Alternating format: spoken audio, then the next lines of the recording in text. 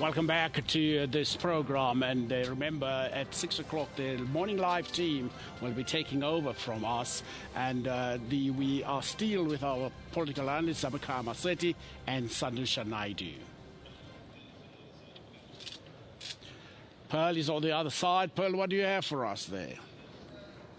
Well, thank you so much, Dumile, and welcome back to all our viewers. Now, before the break, we were focusing on the various provincial raps, and right now we've moved on to KZN from having talked about Gauteng before the break. It's 91% of the votes completed, and it's been so interesting watching the results coming in for KZN. ANC dominating, IFP following closely, and then the DA. What's been really interesting to notice was that I think out of all the political parties, it is the IFP that may have benefited the most from the what would have been the NFP votes. Remember, they fell out and are not on the ballot paper for this election. So it's been very interesting to note the numbers there. And a lot of people on Twitter were also saying that it's a bit surprising that the president did not receive as much support from Nkandla as they thought he would have. But a lot of unrest has also happened in KwaZulu-Natal. We've seen a number of political killings and so forth,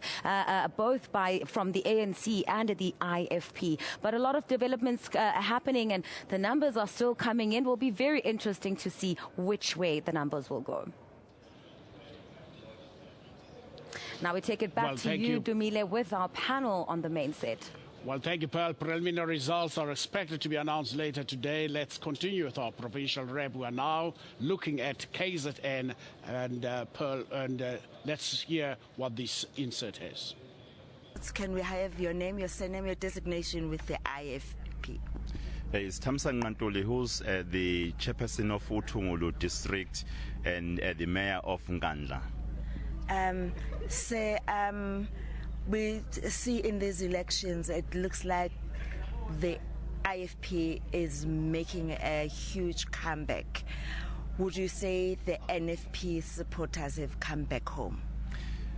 Definitely. The NFP supporters have come back on home, including some of their leaders, strategic leaders, and not only the NFP, which are boosting the performance of the IFP, the citizen in general, they see the IFP as their hope. Some of them, or if not most of them, they still recall what the IFP did for them while the IFP was leading the KwaZulu government for providing the kind of infrastructure that assisted the children to be able to study even in the universities, and even the infrastructure like clinics and hospitals. I think that is the reason why the IFP is performing better.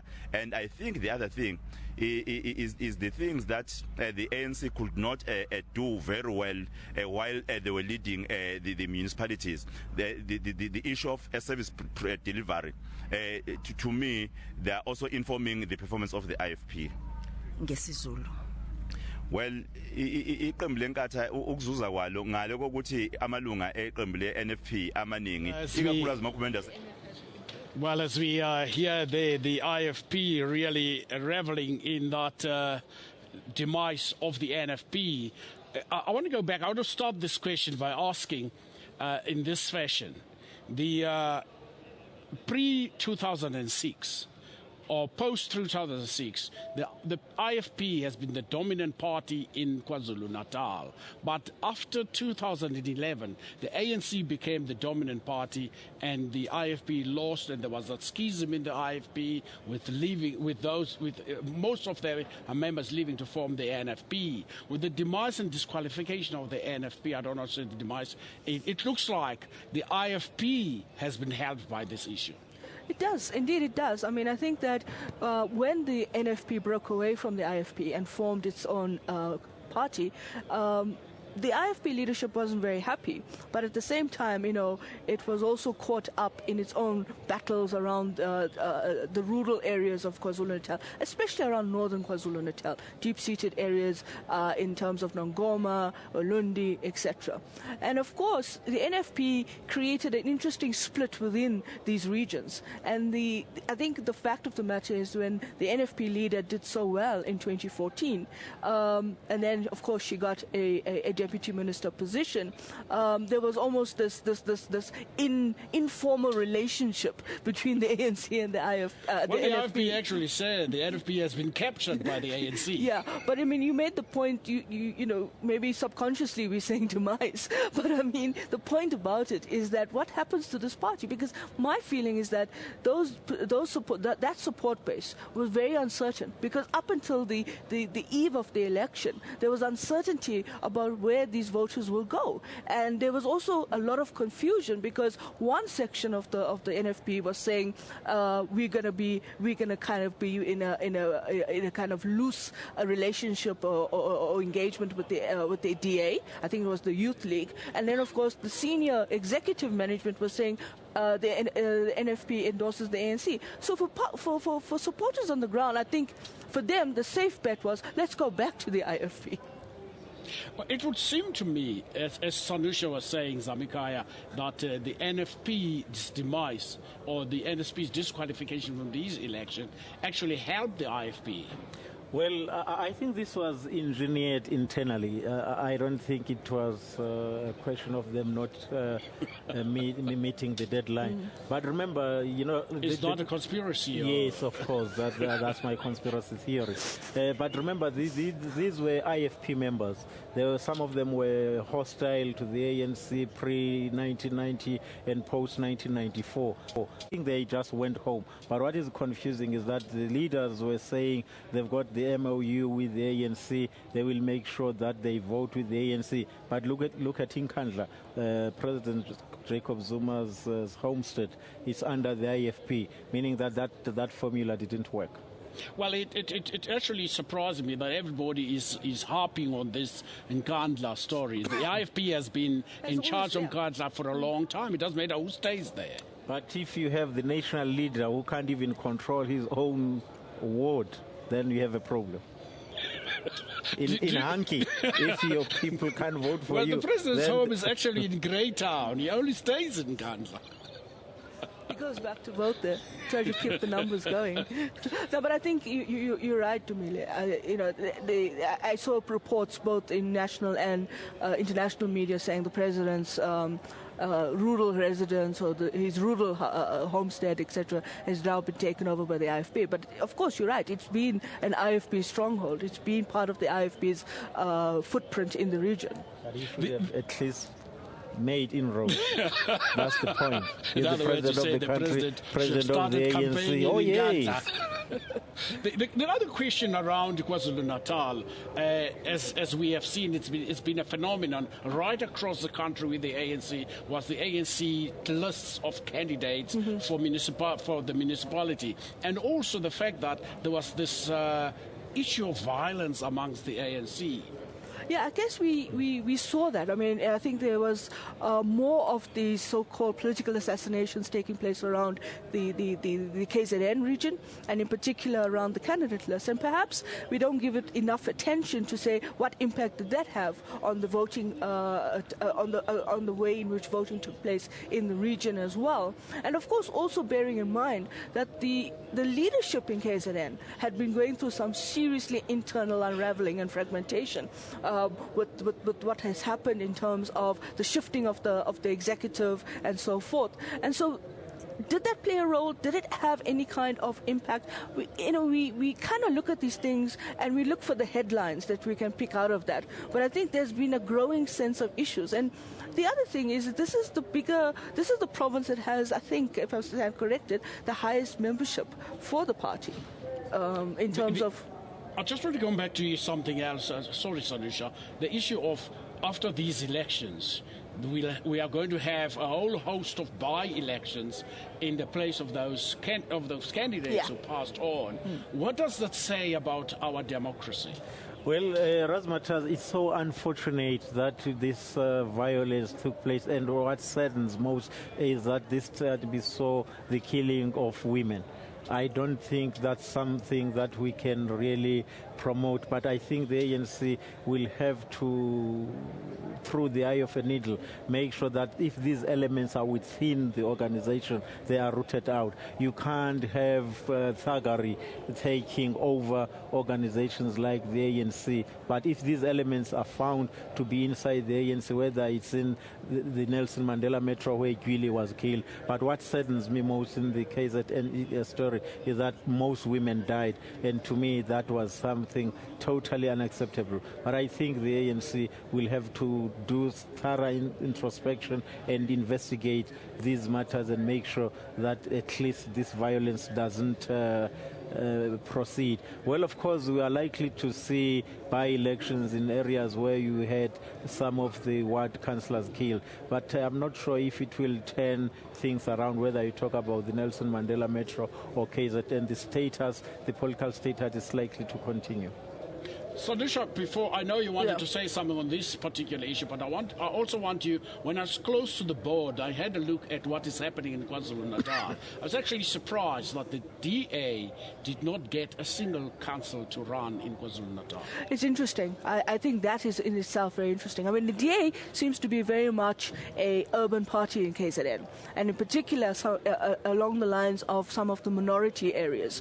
And I think one of the things that is an interesting trend in KZN, which perhaps the DA picked up in terms of votes, was the implosion of the Minority Front. The Minority Front, which was a party that catered specifically for the Indian community in particular areas, especially Chatsworth and parts of Phoenix, just imploded. This MF has imploded after the leader Raj Bansi had passed away. Internal fighting between who is the rightful leader to take over, and then of course all other kinds of political infighting with other members of the party. Now there could have been that shift as well, but again I think the DA possibly is going to be looking I think the DA strategy is that we've got these 4 metros and we're going through the motions and we're looking at how we're going to try and capture them, and then they're going to start looking at the next strategy around the areas there where they want to actually have a presence in the council as well in KZN. Well, we'll continue our discussion as we do the post-mortem for the election here on SABC 404. Please remember, Morning Live will be joining you at 6 o'clock, but stay with us.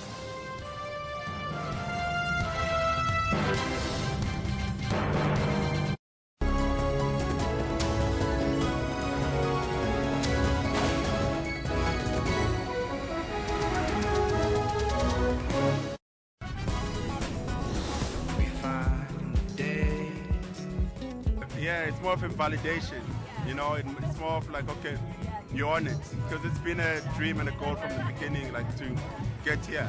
The fact that the rest of the world is actually acknowledging the amount of work we put into music as Africa as a whole, I think it's fantastic. It's a big one for South Africa too.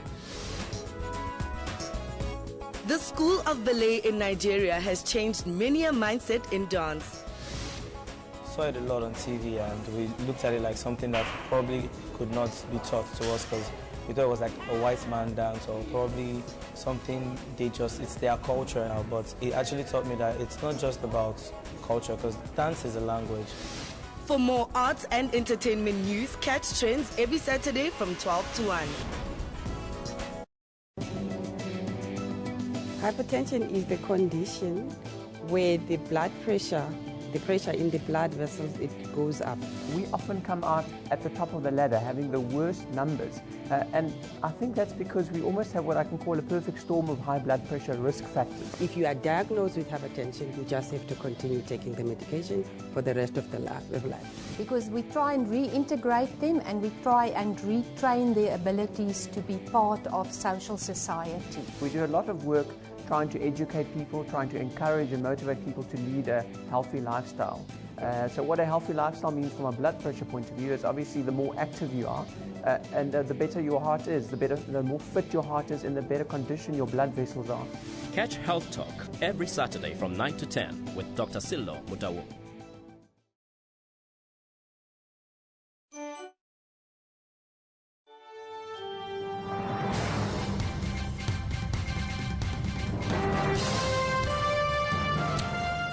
Well, as we are going to hear a comment by the leader of the DA in the Eastern Cape, Mr. Electoral, the candidate mayor for the Nelson Mandela Bay. He's talking, that's one of the things about Electoral is the fact that he can speak perfect Xhosa, and here he was talking to his constituency down in the Eastern Cape.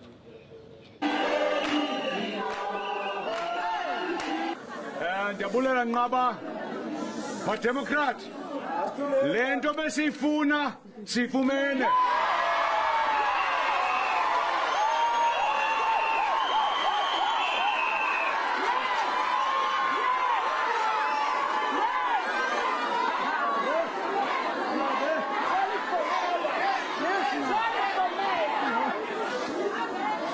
Zinto besibathembisa abantu baseBhayi bazawuzifumana.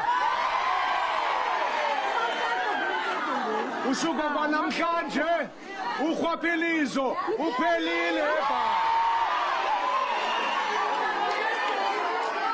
Usuka kwanamhlanje imisebenzi sizawudala apha eBhayi. Usuka kwanamhlanje ezankonzo benizifuna nizawuzifumana kuMunicipal. Ladies and gentlemen, Democrats, ndiyacela indlebe. Yabona iqale namhlanje emva kwemini eKouga. We won Kouga municipality.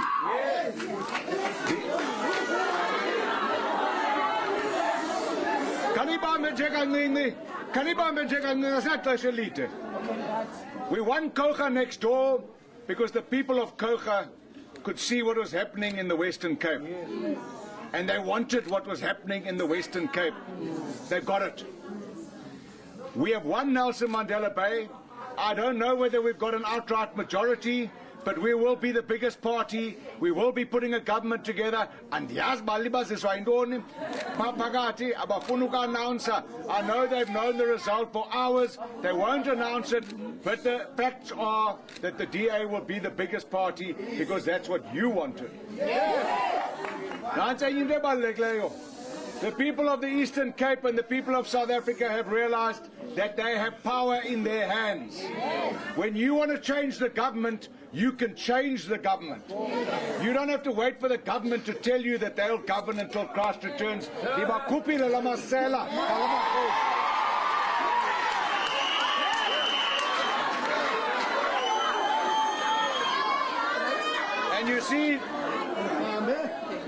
And you see, when change comes, it's painful.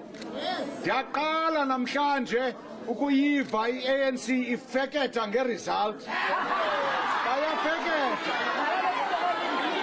Kodwa kudala ngathi 2 hours ago bebesithi masizi results amagwala azawubaleka. Ngabo babalekayo ngoku. Everything in life has its time. Everything in life has its time. Kudala silindile. Kudala siphikisa apha kulo Municipal. We've been a brilliant opposition in this municipality. We've set ourselves up to be a brilliant government. Thank you very much for all the hard work, the hours that you've put into this campaign, the sacrifices, but most of all, the spirit. Nelson Mandela Bay will never be the same again because of you. Thank you very much. Viva, DA, viva! Ngoku, usheke kuti, Nqaba, simkhupha uMampeke etyotyombeni, simfake njengesitena. Viva! Well, very interesting there from Petroleum. That's one of his characters. The fact that he's able to speak perfect Xhosa. I remember one time he was making this comment in Parliament and saying, "Imali kahulumende mayingathi ngomlenze." I just want to come to a few things. It is very clear that the DA has changed completely from a white party to a diverse party. We saw that there were very few white people there. It was only black people who were surrounding Electoral.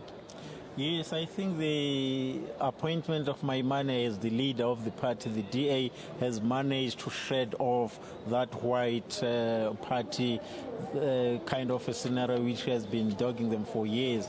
But of course, Trolip is a very strong character as well in the Eastern Cape. The fact that he can speak Xhosa fluently. As someone who has been in Gauteng for 8 years, I think I'm missing some of... Sandrisha, for your benefit, what he was saying, we've got what we wanted. Those things we promised you, you will get. Corruption will be rooted out. It is the first time that I hear the ANC crying over spilled milk. That's one of the things he was saying. To me, it was a victory speech on this, in terms of, following on what the DA leader had done here yesterday evening. In my memory, it's the first time I've seen a party, and I could be wrong, that claimed a municipality, a metro, before the results were confirmed. So it's almost like we're going into American they crowd style. themselves like Macbeth. And last night, at the hotel that I'm staying in, they were all celebrating in the lobby and having drinks. It was very, very festive. So I think it's interesting because coming back to your point about the DA as a party and its profile and its identity, I think when Mmusi Maimane was elected as the national leader of the party, there were questions around how is he going to integrate these different components of the party into a much more coherent space. And there were those critics out there, some of our analysts, including myself, were wondering whether he had that kind of stabilizing effect, that unifying effect, because one of the challenges of the party was that it had too many constituencies. Traditional and conservative, and then of course new, and it was actually analysts and commentators were worried or concerned or raising questions around whether or not it could be sustainable. Now, I think what is interesting about this election is that we keep saying that it's about the election about particular political parties and political leadership and political leaders. I think if you want to flip it around, you can actually argue that this is a kind of election about Mmusi Maimane as the national leader of the Democratic Alliance. Of course, he's probably feeling very, very shaft about most of what he's seeing. He looks very, very, very dapper. He's coming out very eloquently. And so, in a way, I think, the bigger test for this now is how are you going to be governing these wards, these metros, etc. And there was a point there that Electoral had mentioned. He said, you've seen what we've done in Western Cape and you want it here. Yeah, fair enough. We've seen what you've done in the Western Cape, but there's still spatial inequality in the Western Cape. There's still those areas where inequality still exists. There's a whole lot of issues around the RGP homes, the questions about facilities, families that are more than about 50 accessing one so-called mobile toilet. Those are the areas that we have to start thinking about. And I think just like how we are saying we are arguing about the ANC and we're saying that people are tired and they now are saying we want change, I think the DA in itself is also going to, if it doesn't deliver, it may also continue to go down that stream as well. Zabekaya, how does the DA carry this success forward, this transformation that we have seen from Electoral? Well, I think the DA will have some space. If you look at the Auditor General's report, which was released in June this year, the indication there is that 74% of well-governed municipalities are in the Western Cape. So I think in terms of governance, the DA has managed to strengthen that area. Of course, issues of socio-economic inequality, it's something that they must still deal with, especially in the Western Cape where they still have those poties which were given to the residents. But I think in terms of governance, you look at the Mid-Val, for instance, it's one of the well-governed municipalities in Gauteng. So I think they've managed to deal with administrative chaos, financial mismanagement, and to me, those are some of the pillars of democratic society. You have to deal with corruption. You can't have municipalities spending billions in fruitless expenditure. So the DA has managed to tighten those screws around the issues of financial management, administrative stability, and unfortunately, in the Metro, we are going to see the heads rolling. The deployment strategy of the ANC in the Nelson Mandela Metro will spin on its head as from Monday. We have seen with Mgoqi in Cape Town. We have seen it also in Stellenbosch. Once they take control, heads roll. The question that I think I heard the director saying that the DA is concentrating largely on cities. It's something we spoke about earlier, that the election was around cities and coastal cities and the small towns. One of the problems I have is this lack of a tax base for those smaller municipalities. Yes. And I seem to remember before the Demarcation Board conference, the Fiscal Commission was raising the issue of probably we should do away with district municipalities and only have smaller municipalities that can be controlled properly, because you can't control a huge, vastly sparse municipality, especially in a place like the Northern Cape. Indeed. I think when you look at the revenue stream that comes in terms of these municipalities, the smaller councils, etc. The question is duplication of services, duplication of a bureaucracy, and all that costs money. So if you're looking at a metro, I think the Gauteng Metro, Western Cape Metro, they got a lot of resources, and they're actually very, very well, financially well established. So in a sense, what we need to start thinking about is the viability of some of these so-called duplication of services, and how that money can be efficiently and more effectively reallocated to the kinds of things you want to see happen in terms of the issues we've been discussing around service delivery, quality of services, etc. Now, whether or not the DA would bring in a bit of a revitalization around these things, I think is important, because I think the other thing that we're looking at in urban centers as well is the idea that you have a responsive local government, a government that responds to you. And there are comparisons, and there are times when you do have to start thinking about when we have facilities that are not working, facilities that are basically in a state of decay. You need a responsive government to start making these work. Talking about responsive local government, Zamikaya, how does this election resonate with traditional leadership? Because I seem to remember that our municipalities are wall-to-wall municipalities. How does the election resonate with traditional leadership? Well, I think that's another contradiction that we have to resolve in our democracy. It is very, very difficult for these two systems to coexist. Democratically elected leaders and traditionally elected leaders. And one of the most important things that we have to do is the fundamental transformation of traditional institutions.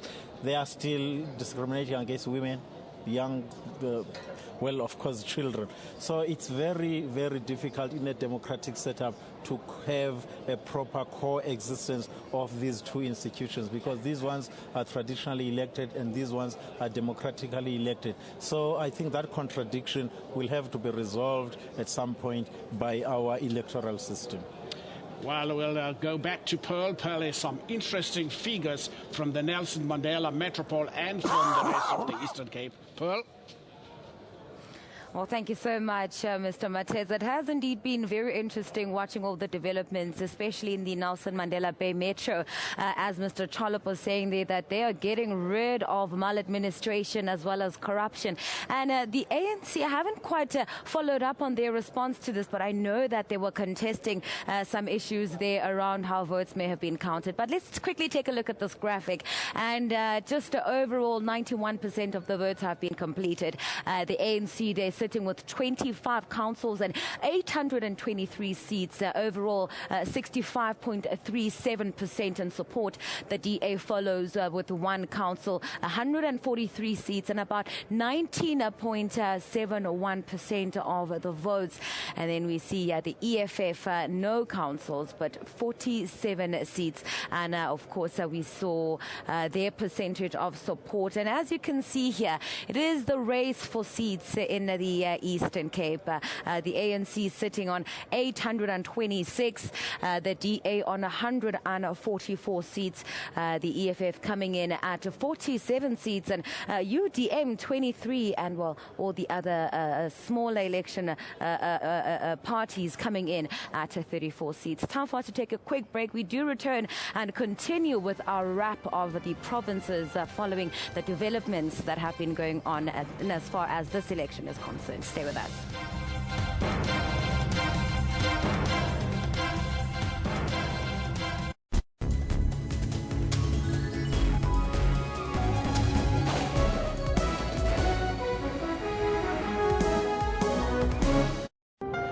From the moment you start your day. My biggest question is how I got myself here on time. Yeah. This is so early for a comedian, I gotta be honest.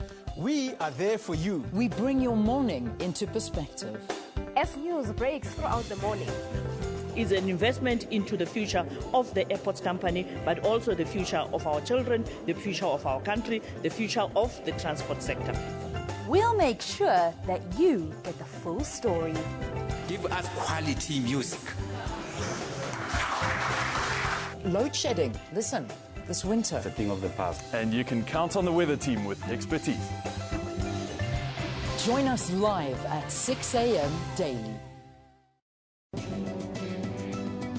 What causes Parkinson's? How common is it? Your research showed that it's slightly more prevalent in men. Yeah. It's equally affected at women as well. Yeah. And all races can be affected with Parkinson's. There is no such thing as one race is more prevalent than the other. Parkinson's disease is the disorder of degeneration of the neurons, therefore exposes one to have those unwanted movements of the body. I lead my normal life. I wake up in the morning, I do some exercises here and there. It's just a movement disorder. It's going to affect how he lives his life. And I think as a family, it's just helped us get a little bit closer and surround him. Catch Health Talk every Saturday from 9 to 10 with Dr. Sillo Mutawo.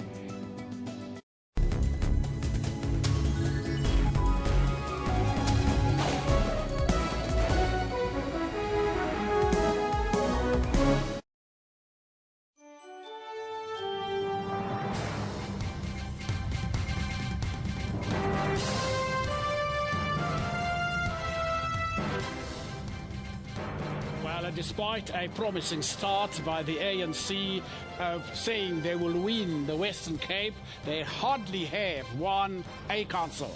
And the DA made a clean sweep with 19 councils, and ICOSA, the organization that I was talking about, winning one council. The Western Cape remains a very strong place for the DA, and it has used that platform to build, to go to other provinces, as we have seen with Mandela Bay with Mandela Bay and all the other places that they want to take. Let's have a look at this. The Western Cape, this number of seats, the DA winning the Western Cape with 58.8, the Western Cape and Cape Town 58.84 and 366 seats there. ANC got 187 seats, and the EFF 15 seats, and ICOSA 11 seats. They will build on that definitely, and the other parties all share 43%. Great deal of excitement in the Western Cape. No contest for the DA. They've taken almost all of the councils except for the one that was taken by ICOSA. Thank you so much, Mr. Matez. Now, as we wrap our discussions around the different provinces, I think a very big issue now is on service delivery. Is there going to be more pressure than there was before on the various parties to actually deliver the quality service delivery to the people? I think so. I think you ran this election on a ticket that brought in these issues. If you listen to some of the speeches, you listen to some of the sound bites coming from political parties over the last 24 hours around their performance, they keep talking about this. And so the big issue now is, right, you've won. Now it's time to get down to brass tacks. It's time to start delivering on those things. And that's the point about this, is that there's an expectation. If you are now saying we need to start bringing in more of a competitive change to local government elections, to the local government municipalities, to the governance structure, and we want to see this not just cosmetic, but we want to see it to be much more qualitative, then you have to deliver on it. And that is the litmus test of your performance, is now how do you live up to those expectations that you have set, that you have to now start finding the resources and start addressing those deficits in terms of the socioeconomic issues that are facing many communities across the country, especially in an economy that's on a heart machine beeper. Speaking of the competitiveness, Zamikaya, the DA used the platform of the Western Cape quite well. They are recognized as one of the most well-run municipalities, and they use that as a springboard to also attain now the Nelson Mandela Bay Metro. How do they then continue to build on that? Well, I think the biggest challenge of parties post these elections, of course, is to make sure that they've got local economic development plans that are viable. We have to make sure that at a local level we employ various strategies of ensuring that we ignite economic growth. For instance, if you talk about a 0% economy, it means that there isn't much that you will have to do. But at their disposal, of course, they will have this huge budget. So we need to make sure that there are plans to address unemployment, the plight of young people, socio-economic inequalities that we're talking about. So I think I would like to see most of these municipalities coming up with their own local development plans which would begin to ignite growth. Because if this growth is not happening at a local level, then we must forget about growing this economy up to the region of 5% as envisioned in the National Development Plan. So the challenge at a local level is to make sure that this economy works and operates effectively. I think maybe an issue we might be leaving out or forgetting about in these elections are the independent candidates that have also had quite a strong showing of interest in these elections and a growing interest in these elections. But who monitors how they do? And does the media do you see any follow-ups on how the independent candidates grow within municipalities? I think the whole context of the independent candidates was very, very much an interest, issue interest in the run-up, in the preceding run-up to this election. And so what you have is a lot of attention paid to them because they constituted quite a healthy set of numbers, I think well over 700. So in a sense, now we kind of shifted our attention back to those closely contested metros, and that seems to have taken away a lot of the attention away from these independent candidates. And some of them have, they haven't really fared well in terms of performance. But also, I think the independent candidates, they come in with a particular kind of institutional makeup. They could actually be interesting actors within the locality, within the municipality, within the district council. But at the end of the day, there's always that danger that they may fall back and go back to their traditional party. And so again, it's a question of resources. And the point really being is that we sit in an electoral landscape, political landscape in this country, where to contest an election is costly, and sometimes you can't afford to do that because you don't have the resources to do. But big issue for me is, where do these independent candidates go after this? Because now, do they feel that they've run their basic term? They don't know where they're going to be after this election. Are they going to start looking for political parties? Are they going to start courting different individuals, or what? I think the question here is whether the United Front, which is NUMSA driven, has made significant inroads even in the Nelson Mandela method. The answer is no. We're hoping that, the United Front, as was driven by NUMSA, will give them that umbrella body. Now the point that she's making is very important. There will be lobbied by various parties to make sure that it's part of the coalition. But once again, the NUMSA movement, I think, is running out of steam, and we're hoping that they will come as an umbrella and make sure that they marshal the activities of these independent candidates and provide them with that political umbrella. But unfortunately, they ran out of steam. Just to go back to our off-air discussion that we had earlier about the various campaigns that we saw in the lead up to this election. And one of the talking points was that social media support or people actually attending manifestos and rallies does not always translate into actual votes. What are some of the lessons that the political parties can learn going into the next one? I think the most important lesson is to make sure that the people that we attract into the stadium are registered voters. My experience when I was still campaigning for the ANC in the early 90s was that most of the voters, we realized that they didn't have IDs. Their IDs were with the machonistas. What do you call this? Machonistas. The machonistas, yes. That was one problem. Most of the people who go to the stadium, if you look, for instance, at the rallies of the EFF, those were youngsters, 13, 14, 15, filling up the stadiums. And I was saying, but these parties must begin to attract people who are registered to vote, and they need to make sure that they've got ID documents and they go to the polling stations on that day. So those are some of the dynamics. For instance, if you look at the white constituency of the DA, they don't go to the rallies. In Centurion, I don't even remember seeing one rally of the DA, but they vote in numbers. Now, just to wrap this issue up quickly, what about then the first-time voters? We saw in this election there were a lot of young people who were voting for the very first time in an election like this. What about them? How do we not give them an opportunity to attend various manifestos because we want them to be registered voters? How do we sort of bridge that gap to make sure that they are registered and will be voting for our specific party, while also maybe giving them the opportunity to shop around? You know, the thing about filling stadiums and whether that translates into votes is a misleading issue, because I think that the actual intention or underlying intention is that you want people to come and you want to actually have your election manifesto launched.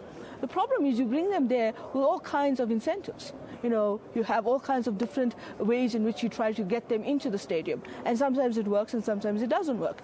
And often these people come there because there's some kind of little incentive that they've been given. And that becomes even more difficult because you're not going to do that in order to get them to go and register. And that's what I think is a key issue, that political parties need to start making sure that it's not about the stadium filling. It's actually about getting people to the voting station or encouraging them to say, let's go and get registered, and also ensuring that you put them in a situation where you are pragmatic about the situation, the issues and so forth. Young people, I think, you know, there's a sense of also saying, well, you know, there's a national election and then there's a local government election, and there's this narrative that's going around that's suggesting that young people tend to look more to the national than the local. But I think also there's a sense of, you know, when you are in a situation and you're actually looking at it, you actually confuse what's happening at the national. And the frustration you have at the national, you then kind of bring it down to the sub-national. And that's where people become frustrated. But we need young people to start getting into the space of voting, because a lot of the voters, in terms of age cohorts in political parties, etc., we're going to see generational shifts. And that's going to be very important for how parties sustain themselves. Are they going to be sustainable in the future? Because as the older generation of voting bases and voting cohorts move away in terms of age, the new generation is coming in. And that's going to be where you have to start targeting your policies. Well, there you have it. Just because a certain political party's hashtag is trending on Twitter doesn't necessarily translate into votes. Well, we do have Mr. Mateza standing by as we continue with our wrap. Thank you, Pearl. Before the elections, in the lead up to these elections, analysts believe that the EFF and the UDM will do very well in this province, especially after their support of the Marikana miners. But what happened? It is a sparsely populated province, but if you compare it to Cape Town, it had a turnout that is around 50% of people who came to vote. The ANC got 900 22,000. The EFF, which is an opposition party now in that province at local level, because it got 236,000 votes and the DA 215 votes. What one has to ask is whether everybody in that province came to vote. And I'm trying to see whether the percentage of the DA got 14.8% in that province, and the EFF 15.45%, and the ANC 60.23%, close to a two-thirds majority. Probably one should ask the question, which we have not done, which we have not actually done very well around, is to look at the percentages. The turnout there, 51.98, it's a good turnout, because if you look at that province, it is actually a sparsely populated province compared to Cape Town, that returned a figure of 60.34%. Let me take, and also if you look at the number of seats, the number of seats is the ANC got 333 seats across that province, the DA 50 seats, the EFF 36 seats, and the other parties, I'm trying to see this name, F4, SD, I can't actually come up with, they got 13 seats. And therefore, it tells you, I would like to see the national turnout to these elections, and probably we should look at that. I think the panel will probably look at that. Pearl? Well, thank you so much, Mr. Mateza. Now I'm going to continue now. Mr. Mateza just spoke to us about the developments in the Northwest. What are your opinions on how the EFF specifically performed there? Well, my sense was that the EFF did very, very bad in the Northwest. You remember the Marikana, for instance. In 2014, I remember citizens of that area, they went for the EFF, but now this time around we are beginning to see a decline. I was hoping that at least in Rustenburg the EFF will at least have one municipality, but it looks like that was not the case. The decline?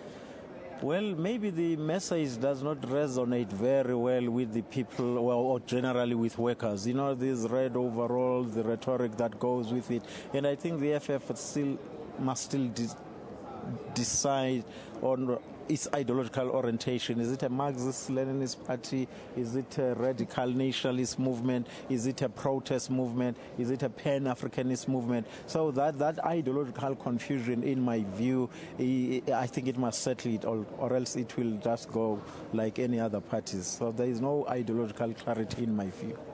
So, Nisha, but speaking of Marikana, as you just mentioned, could we perhaps expect the ruling party to get some of the backlash at the national polls for Marikana? I think on Marikana itself, there is a sense of dissatisfaction. There's a disappointedness, because if you look at the outcome of the Marikana Commission as well, and you also look at the compensation issue, I think there's a sense of betrayal that perhaps people feel, and whether or not that will be translated into a backlash in 2019 is something to monitor and definitely keep a pulse check on.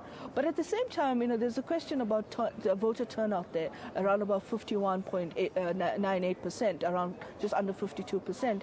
And the question is about how do you calculate this voter turnout, because you have a province that it's not densely populated. It has a very kind of sparsely populated province, as Dumilia was mentioning now. And I think what's also important to know is when we're looking at voter turnout, we've got to compare it to 2011, and we've got to look at the kinds of trends that will influence voter turnout in the different provinces. Because you have such a uneven set of provinces in terms of population dynamic and so forth, you also have a migratory trend where people are moving, and whether or not they are registering in their new domiciles and so forth. So these are important things in order to get a sense of what voter turnout is all about and what we see. And linked to voter turnout is also how we calculate the percentage in terms of the 26 million people that have been registered to vote, and of which how many have actually went out and voted, and of which you then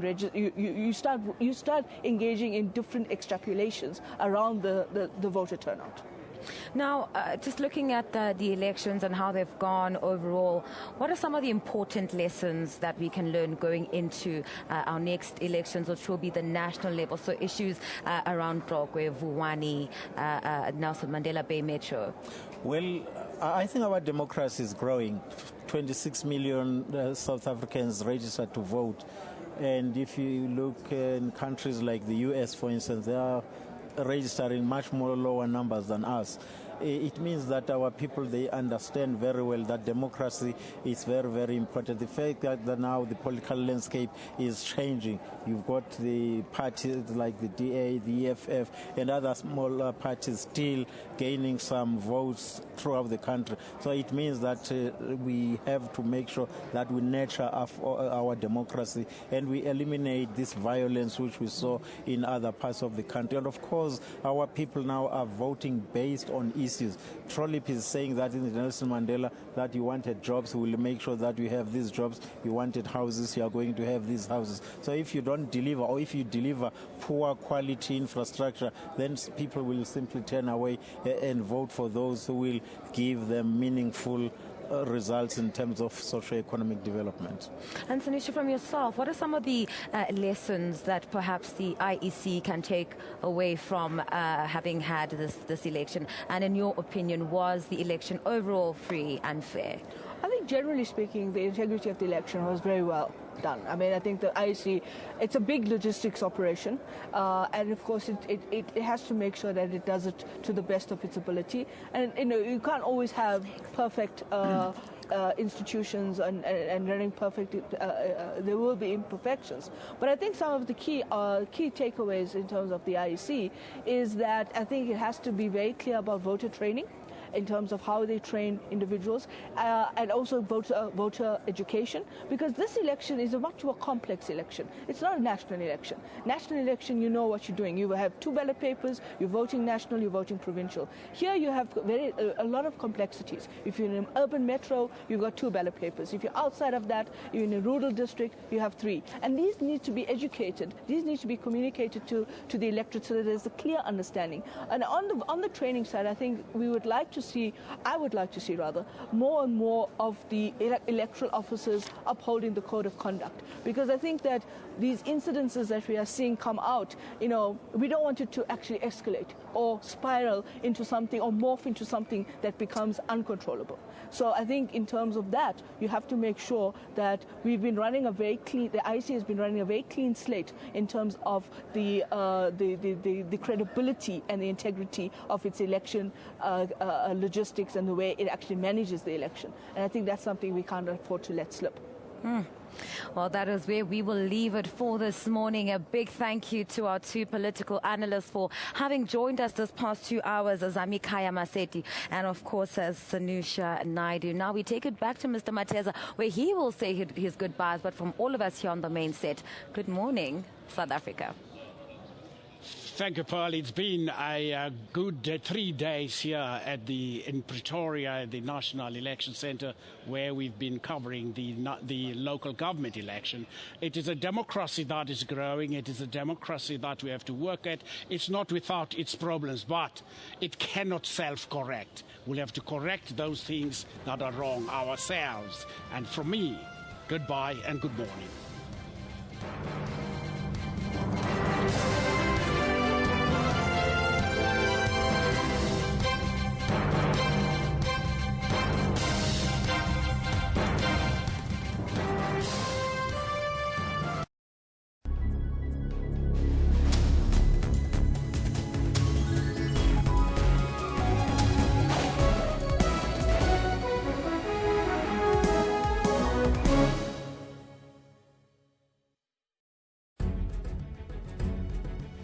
What's wrong with Petroleum? What is illegal here? Who is being defrauded here, Trevor?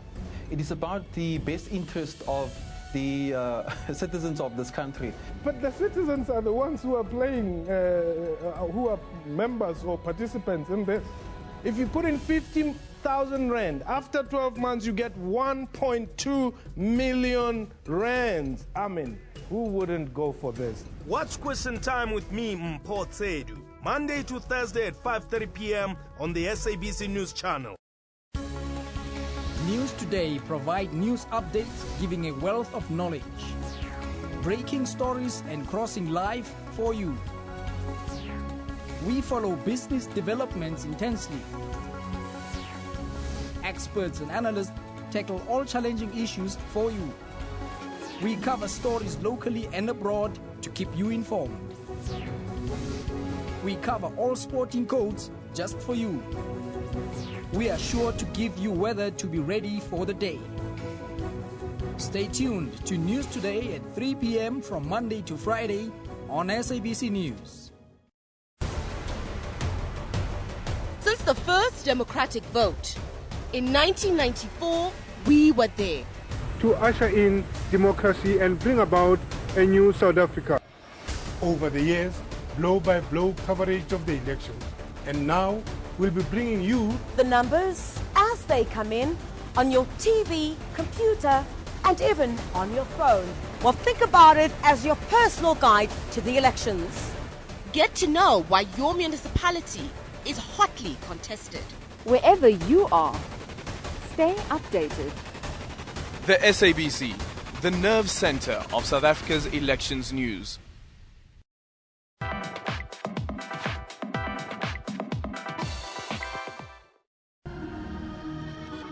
Avenue comes alive on Wednesday evenings as the shipping container mall hosts a night market. So it's really about the best. We only want, you've got a plethora of restaurants in Melville already. We don't need any more. They do authentic African food. The Sicilian Pilgrim guys, authentic Sicilian pizzas. We don't want to replicate or duplicate anything that's happening in Melville. We want to give something new to Melville that isn't already here. We're trying to work on the design. They change every week, but that's just the nature of design and clothes. And we've got people over there that they sell any kind of thing. They're a bit more sporadic than, let's say, the food stalls. But the food stalls, we've got everything here from Mexican to Serbian food to Indian food to Thai food to sushi to African food, pizzas, dim sum. The list goes on. And they are always here, every single week. 27 Boxes is an art hub mall that is situated in the heart of Melville and gives the community a place to hang out and grab a bite to start the fun part of the week. So we're doing Mexican, right? So what we do is we do tacos, we do nachos, we do enchiladas, we do chili poppers as well. And we do 3 types of tacos. We do a beef fillet, we do a chicarita, and we do a chili con carne, which is your Mexican mince and beans, and that's our spicy one. And that one, we call it the carnage because that's our hot one. And that's the one that people love, and it's my favorite as well. Curry in a Box season, we sell authentic Indian food. We are the best in Joburg. We sell the best curries, so please, you guys have to try some.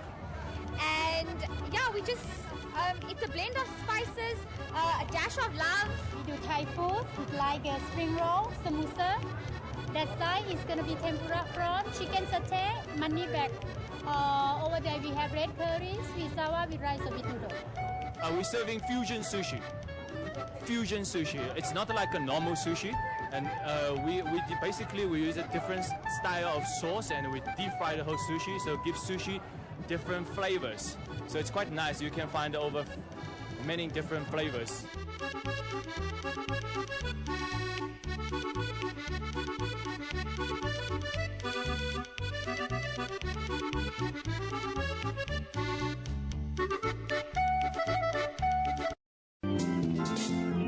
For Pile, giving up was no option even in times of need.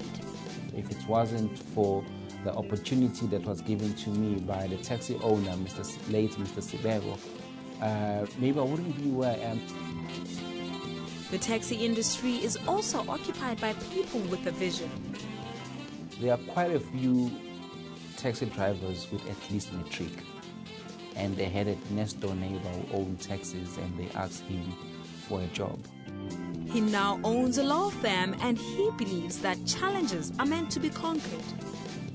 Once you step on top of them, you are able to be on another level and they remain under your thumb. He says hard work granted him his dream of becoming a lawyer of note. I don't really believe in miracles. People work.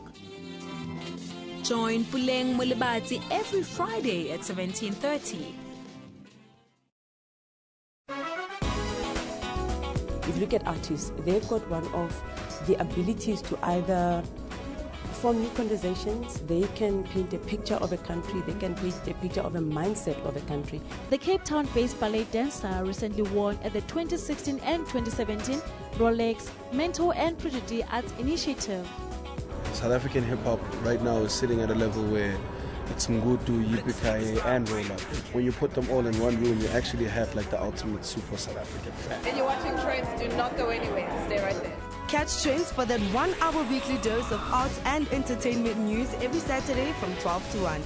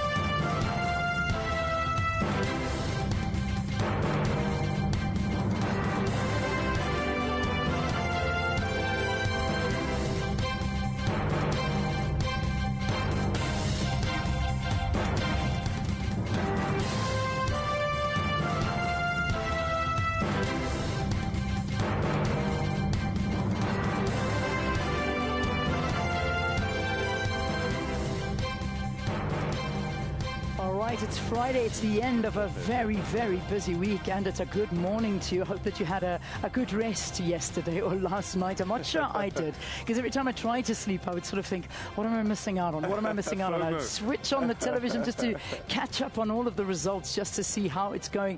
It has been a very exciting 2 days, I must say. Absolutely. Wow, good morning to you, Peter. Good morning, Leanne. And in fact, it's not 2 days, it's been 5 days that we've been at this now. Remember, Monday we had special votes, Tuesday we had special votes, then the voting, and it's been quite a story. 203 parties, 64,000 candidates took part in those elections, and it's all down now to today. Hopefully we'll get through the big metros, because that's, I think, where the biggest story is going to take place. Indeed. We already had Nelson Mandela Bay kind of unfolding there. We'll see what the final tally was there, but we'll keep you updated with the tallies as they're coming in. But it has been slow overnight. Let's have a look at some of the graphs. While you've been sleeping, I'm sure you want to catch up on what perhaps you've missed out on. Here's the national picture. I mean, the ANC in a strong lead as usual. 54% of the votes you can see there going to them. I must emphasize here, 91% of the total amount of votes have been put through. So that's what it's looking like. In second position is the DA with 26.5%, the IFP with 4.5%, and then of course is EFF with 7.95%. I'm just reading out the top performing parties in this particular election at this point. Let's try and have a look and see what's happening in the different provinces now. We'll start off first with the Northwest Province. Yeah. All right, Northwest Province. This one we can see there's 51% turnout and 73% going to the ANC, 12% to the DA, 8.7% for the EFF. That's the picture in the Northwest. All right, that's what we've got for you now. But obviously there's big ones coming. You know, I think we need to caution people. This isn't a national election, so don't be obsessed with the overall national picture, because it's quite clear what the story is there. But the real story is going to be where you are in your local municipalities, and we'll look and drill down in those areas a little bit later on. But first, let's go back to Johannesburg and catch up with Palesa with the news. So good morning to you, Palesa.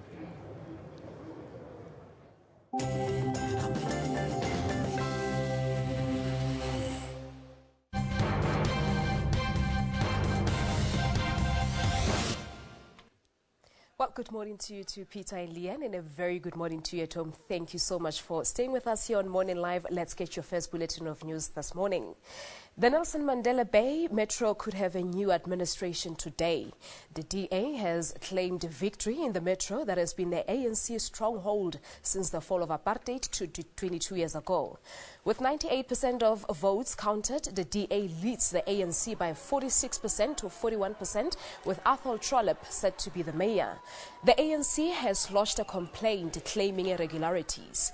The UDM, which is trailing far behind at 1.93%, says the DA has approached it to form a coalition in Port Elizabeth.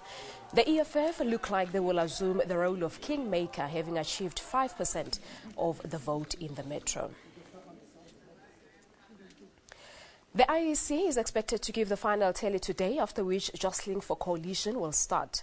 Vote counting at the IEC Centre in Pretoria ceased for the night, with around 60% of the tallies for both the Johannesburg and Tshwane metros recorded. Counting will resume around 11 o'clock this morning. The balance of the results will come through during the course of the day. Our projections are that by early evening, all results will be in the system. In terms of the metros, the 10% that is to be done will relate largely to the finalization of the capturing process in the metros.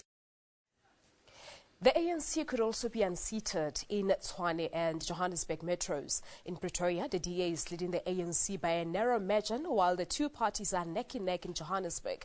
The DA could emerge victorious in both metros in the event of a coalition with the EFF. Both the EFF and the DA have said they will not work with the ANC.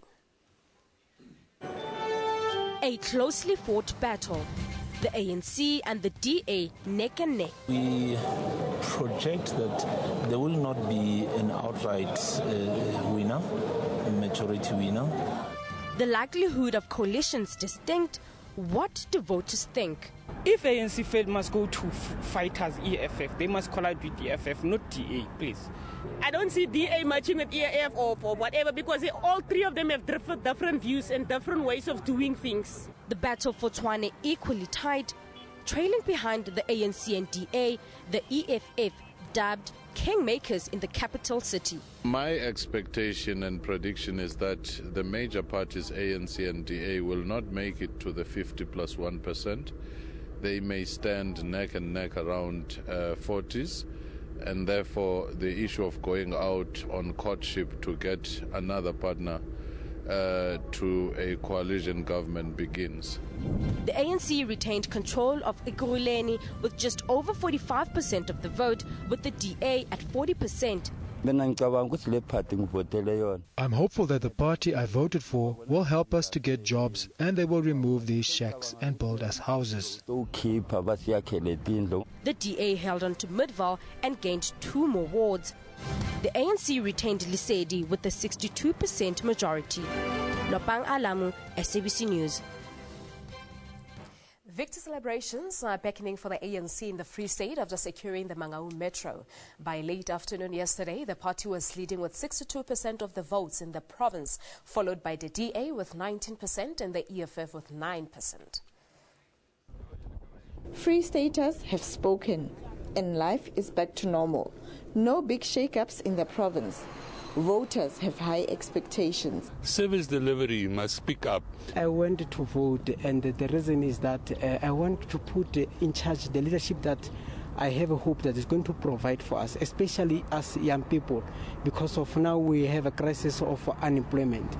After my voting, I think changes will be done. I think it is the right thing to do in the new South Africa. The incoming mayor says residents' concerns will be addressed. We do have a number of factories that are empty in Tabancho, in Qwaqwa, as well as in Botshabelo and Bloemfontein. We are saying to the young people, we are saying to men and women, come up with a project so that we give you those factories, you'll pay for your water and electricity, for you to be in a position to work in those factories and establish jobs so that we increase job creation. You go to Caleb Motsabi, in terms of informal settlement upgrading.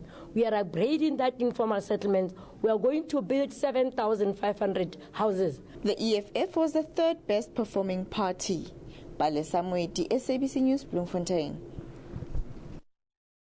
The people of Mangaung have spoken, as well as the people of the Free State, because they are saying to the African National Congress, continue with the work we have done. We have consolidated power. We have now political freedom. Now it's time for radical economic, socio-economic transformation. The DA has retained its dominance in the Overberg region in the Western Cape. This after it garnered 50.1% of the votes in Theewaterskloof local municipality and 55.5% in Swellendam municipality respectively. A scene of violent protest sparked by lack of housing a few months ago. This town's voters came out to cast their vote despite the rain.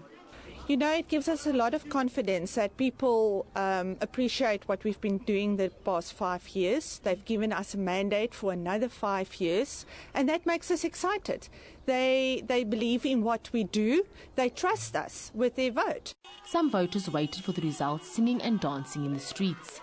There were scenes of jubilation after the results were announced. The DA delivers for the community, not for myself, for the community. The DA delivers. I'm very happy because what I want from the candidates is you must show the people and give the people. And you mustn't forget the people, because the people is the person who pay your salary. For disappointed ANC supporters in the Theewaterskloof municipality, there was not much to celebrate. The party only managed to poll 36% of the votes. Yeah, obviously, we as the ANC are a little bit disappointed in the results. We have a very low voter turnout in this area. We targeted to win, obviously, outright 14 seats. But we are thankful for the community of Theewaterskloof that put trust in us also.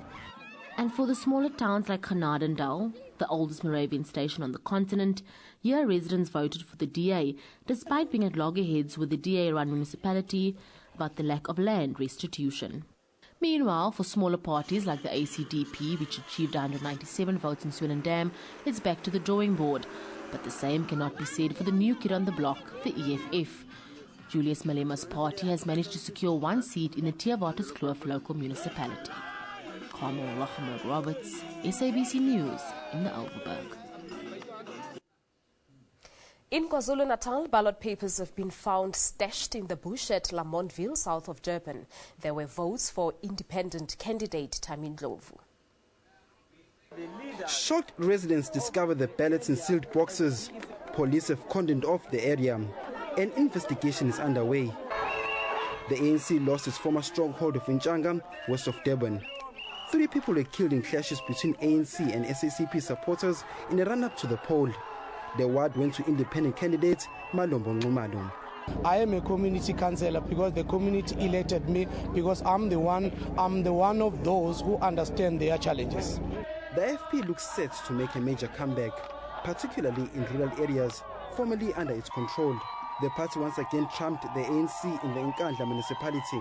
The citizen in general, they see the IFP as their hope. Some of them, or if not most of them, they still recall what the IFP did for them while the IFP was leading the KwaZulu government. Analysts attribute the comeback to a number of factors. So now that the NFP is no longer contesting the elections, so they to go back home, as it were. So that is one factor. An ANC official collapsed and died in the Ulundi voting station. In other news, employers in petroleum industry have agreed to resume negotiations with striking trade union SAPAU today. This comes as the strike by 15,000 SAPAU members working at fuel refineries and depot enters its second week. SAPAU is demanding a 9% wage increase while employers are offering 7%. Some filling stations around the country have been reported fuel delivery concerns as a result of the strike. The state has argued that the Tausi twins were arrested lawfully. The case continues today to allow the defense to prepare their final arguments. Last week, the defense told the Johannesburg Magistrate Court that the pair had been wrongfully detained. The pair faces terrorism-related charges after allegedly supporting international group ISIL. Brandon Lee and Tony Lee Tulsi were arrested 3 weeks ago after a confident Ronaldo Smith turned state witness. He allegedly informed the detectives that the identical twins had planned to join the Islamic State.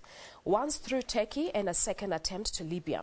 They also allegedly planned to carry out the bomb attack in Johannesburg. State prosecutor Chris McAdam argued that based on information collected, police had enough suspicion to warrant an arrest.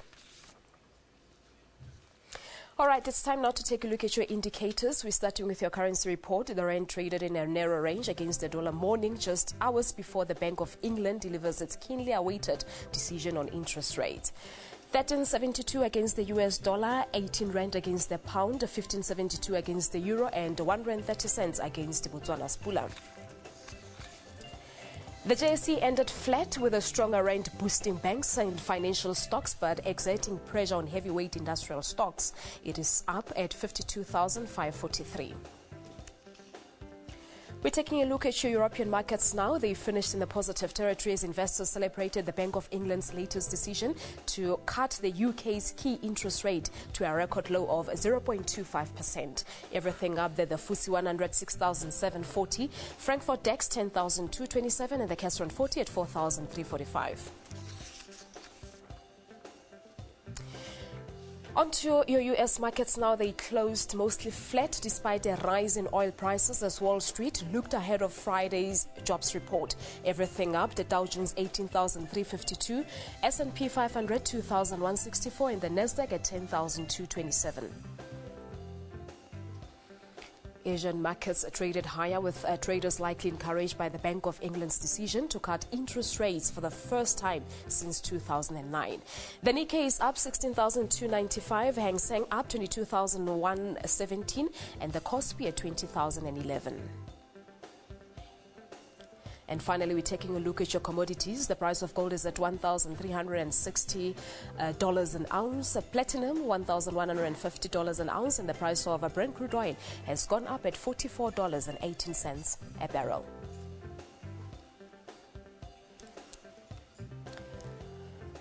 All right, that's the end of your first bulletin of news here on Morning Live. We'll have an update of news for you at 6:30. Well, let's check in with Robin as to how things are looking on this Friday morning. A very good morning to you, Robin. A happy Friday. Yeah, happy Friday to you. Happy weekend. I think we can say that as well, can't we, as we go over the next couple of days. All right, we've got a lot to show you this morning. So without further ado, let's get up to our interactive traffic wall and see what's going on the roads around South Africa. Just want to start in Joburg. This is a problem for anyone that's coming in from Lenasia this morning. There's been a crash on the N12. Kitty on Twitter saying collision on ramp N12 just after the Golden Highway at Eldorado Park. And you can already see that traffic backing up from Lenasia. So if you're leaving Lenasia this morning, take Nirvana Drive or run up through sort of Protea and Pimville via Soweto to avoid that N12 East down towards the M1. It's a very heavy backlog.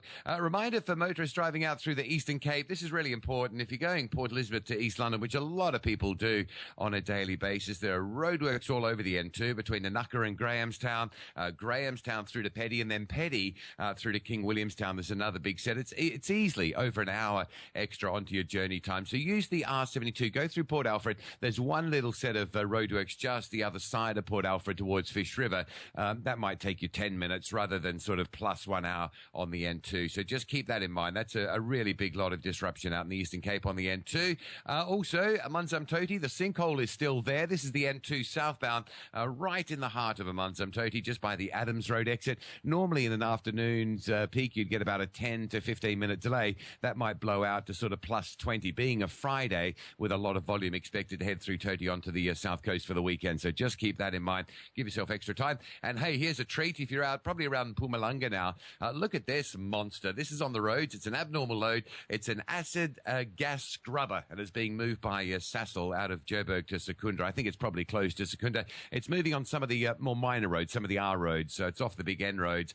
91,000 kilograms of acid gas scrubber. What a treat that would be to see if you're out around Mpumalanga, Secunda area as that moves through the region. That's the latest with the Morning Live traffic reports. I'm Rob Byrne. Let's get a weather update with the latest. Good morning, Phil.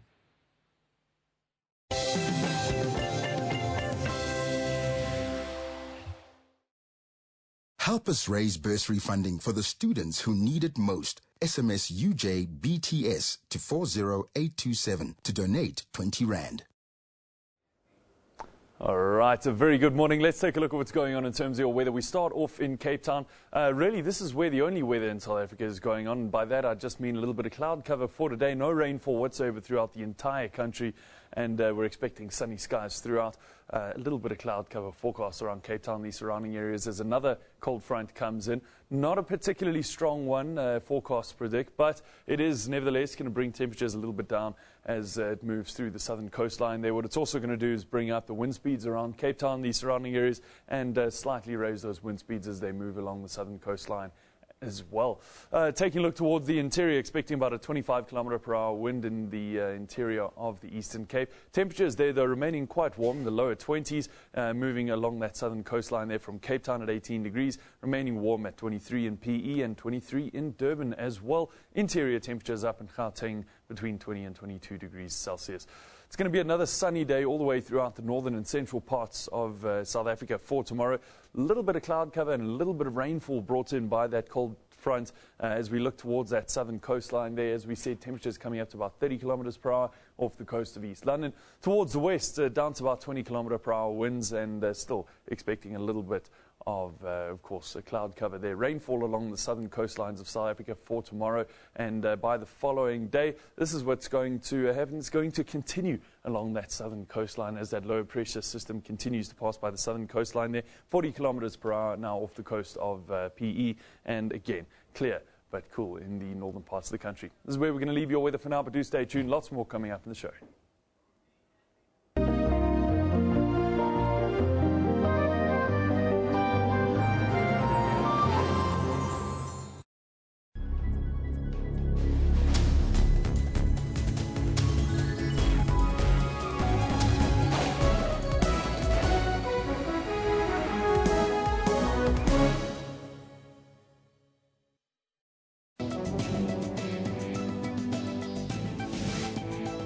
We are one of the 22 high-burden countries, and out of that we're number 6, following countries like India, China, and with huge population.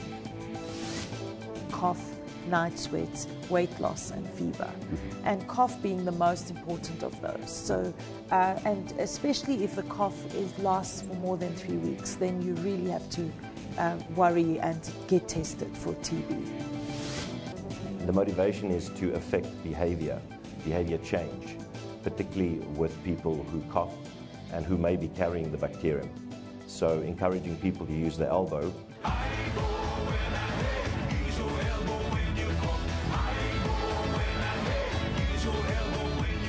For more on health, join your host Dr. Selo Motaung every Saturday from 9 to 10 a.m.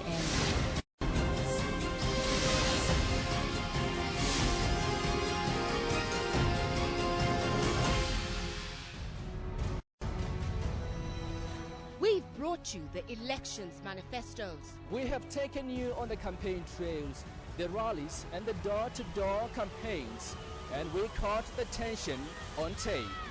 And even the drama when internal battles spilled into the public eye. Our cameras kept on rolling. And now, we bring you the race for seats. A record number of 63,654 candidates want your vote. As the numbers trickle in, we'll give you live updates from across the country and from the hotspots. While the police keep a watchful eye, so will Africa. Wherever you are, stay updated. Wherever you are, stay updated. Wherever you are, stay updated. The SABC, the nerve center of South Africa's elections news.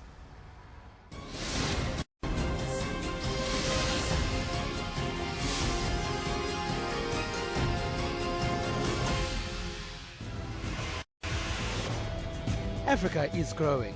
As a result, it's also advancing the way it does things. Any developments in technology can really do a lot to boost growth. On Network, we'll show you how technology is improving the lives of Africans. The life of an LED globe is 15 times longer than what they have currently. We also have new gadgets, games, and the continent's innovative technology ideas. That's Network with me, Mpumalanga, every Sunday at 19:30 Central African Time.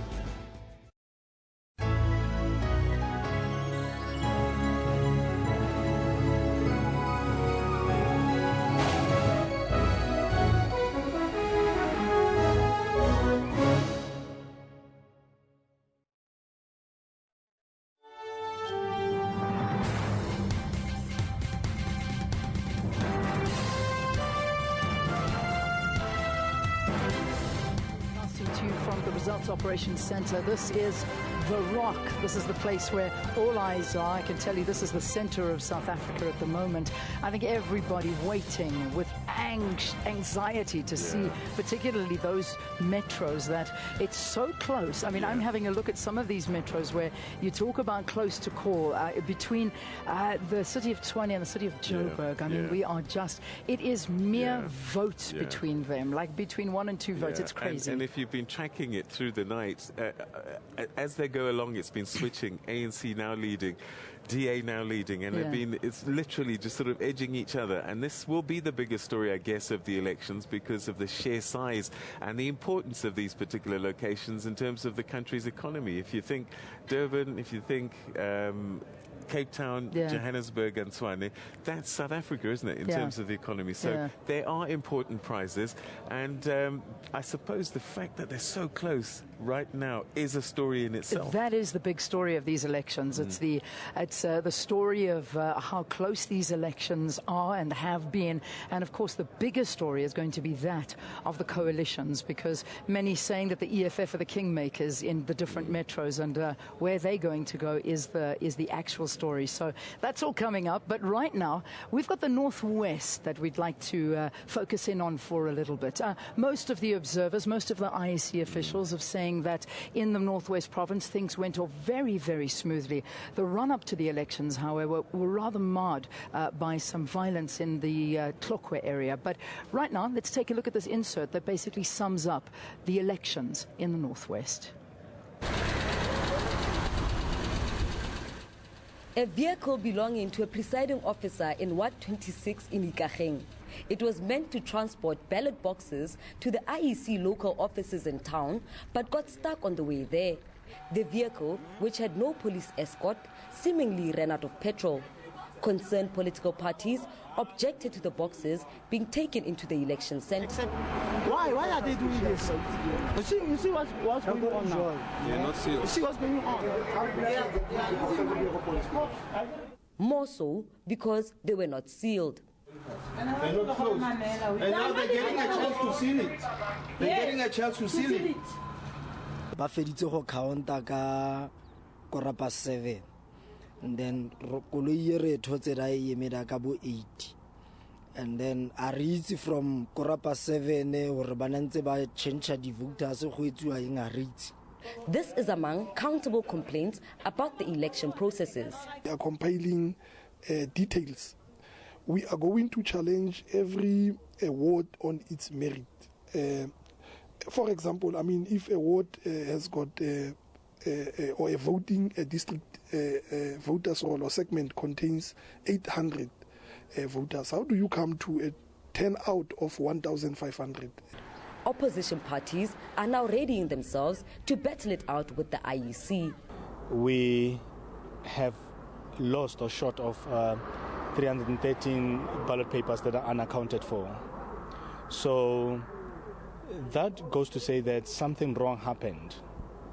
And we are intending definitely to take this further. That ward, it may have the implication that 300 votes can make a difference in the result. So it may be material, so we will also raise this as a complaint. Meanwhile, the victorious ANC says it has only one thing in mind: serving their loyal voters. We are not part and parcel of that particular process as the African National Congress. We are readying ourselves to continue to govern where we left so that we can give our people services. On the other hand, a local political analyst says he is concerned that people are clearly not voting in their numbers. What is an area of concern to me is the low levels of participation in certain areas. My take on it: in the Free State, very low levels of participation, in other words, high levels of apathy, and it seems to be applicable on the Northwest as well. The African National Congress won 24 of the 34 wards in Tlokwe. The ruling party also walked away with 31 of Matlosana local municipalities' 39 wards. In Makwasi Hills, the ANC scored 10 out of the 11 wards. The rest of the wards went to the Democratic Alliance, while the EFF and Independents won none of the wards. Sintle English, SABC News, Tlokwe.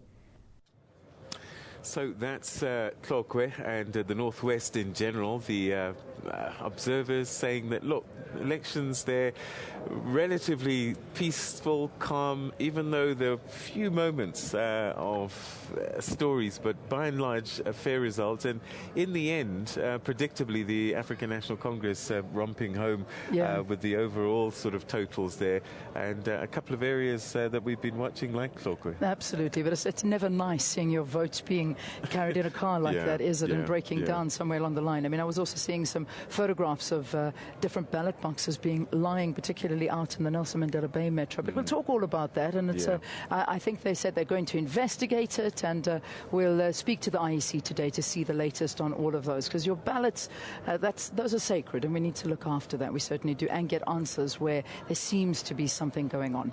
All right, we said we're going to focus on the Northwest. Let's go to the Northwest right now. Lebo has been holding the fort down there in the Northwest IEC office in, I think she's in Mahikeng. So it is such a pleasure to say good morning to you, Lebogang. How are you doing this morning? A very good morning to you too, Leanne. Good morning to you too, Peter. We're standing by, very ready here. Exciting week indeed, Leanne. A very long week, but quite exciting, quite interesting to see the polls, local government election polls here in Mahikeng. It's quite a slow morning at the IEC Center here, but Forum for Service Delivery is already here. We know that the IEC has been working, burning the midnight oil, trying to make sure that all the results are recorded in time. And quite interesting to highlight, we've been receiving messages of support as South Africa and SABC News from all over the continent, verifying really that Channel 404 is all across the African continent, 52 countries on board, watching, giving a very close look on these local government elections rather. Let's now take a look at the numbers, Lee, and let's see how the province has been doing overnight. We last left it at about 80%. If we can just take a look at the board behind me, we'll see that it's now the results calculated and counted complete is at 89%. And let's zoom into Mahikeng, where we are, the capital city of the Northwest Province. The ANC in the majority, one council, 43 seats, and the support there at 61.0%. The EFF coming in second at about 17.6%, and the DA at just about 10%. The DA has been steady. The number has just been sitting there since last night when we last checked the boards. The votes they're going to the ANC 79,862, with the EFF getting 23,133 and the DA 13,166. Let's go to the hotspots. You've just mentioned Tlokwe. Last night, speaking to the EFF, very displeased about the story of the car that seemed to have run out of petrol. They are very concerned. They don't want to hear such stories. Of course, as the rest of the opposition parties are very displeased, but the IEC guaranteeing that it was just a logistic issue, nothing to worry about, and that the results are safe and intact. Tlokwe, the ANC in the lead as well at 56.7%. The DA coming in second, quite a high number number 25.9% and the EFF at only 8.2%. You remember that it's a merger of two municipalities in Tlokwe, the Ventersdorp as well as the Tlokwe municipality. Let's take a look. You know that the red represents the EFF, and there's spats of red here and there, particularly in the Rustenburg local municipality where Marikana, our hotspot, is situated. The ANC still in the lead there, 47.5% with 19 seats. The EFF going there at 25% with 2 seats at about 60,000 votes. The DA coming in just after the EFF at 18.2%. Let's now take a look at where the Forum for Service Delivery is doing quite well for a new kid on the block. We're talking about the Mamusa municipality. The leading party is the ANC at 58.8%. Forum for Service Delivery at 16.6%, 5,267 votes there with 3 seats already. The EFF coming in third there at 13.26%.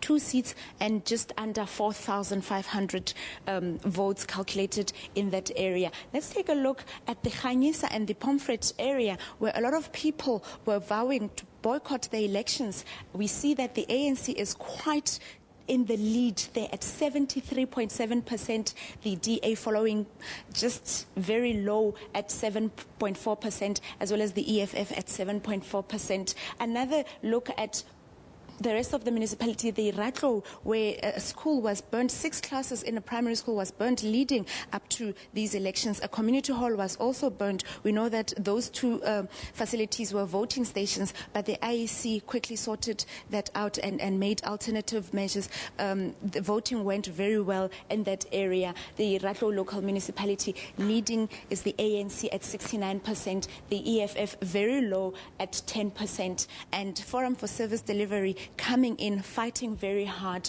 at 5.6% with just under 3,000 votes. That's the overall look of the province, Leanne. We are expecting to see a lot of more people coming in. We're expecting to see election observers. We're expecting to speak to Dr. Dumelon Letiba to find out more about the ballot boxes that were found in the car. When you come to us next, we'll give you much more information. We're expecting a lot to speak to a lot of opposition parties. We're expecting to see Professor Lesiba Tefu here to give us an update, analytical, political view of how the province is doing. But generally, he did speak about the ANC taking the national vote as well as the provincial vote, and it does seem very likely here on the map. As you can see, it is painted very, very green. We know that the green color represents for the ANC. Let's go look at the other parties that we are not able to see here on the map. Let's take a look at the Freedom Front Plus, 5 seats already at just 1%, 1.7% there of the vote. COPE doing not so good at all, just under 1%. We were expecting to see a little bit of activity from them. The APC also under 1%. And the rest of the independent candidates also not doing well. There was a lot of independent candidates in the province raising, but only Forum for Service Delivery is the one that we can see striving very hard to get into councils and to get a number of seats. Independent candidates, the support rate there at 1.4%. But of course, that's the latest from the Northwest Province. As we said, it's a very slow morning, but we are expecting activity to start resuming as the day continues. And just a reminder to our viewers in the Northwest Province, at Dikgang SABC is where you will find us. SABC Dikgang ka botlalo. Join the conversation. That's where we'll talk about the results, give you all of the results if you're not able to watch on television as the day progresses. With that, it's back to you at the Rock, Peter and Leanne. Well, Gauteng, thank you very much indeed. And I suppose that there are some provinces and some areas that are fairly predictable. We're going to unpack that after this quick break. We have 2 guests that have joined us here, and we'll introduce them to you and start talking more about this story of elections 2016.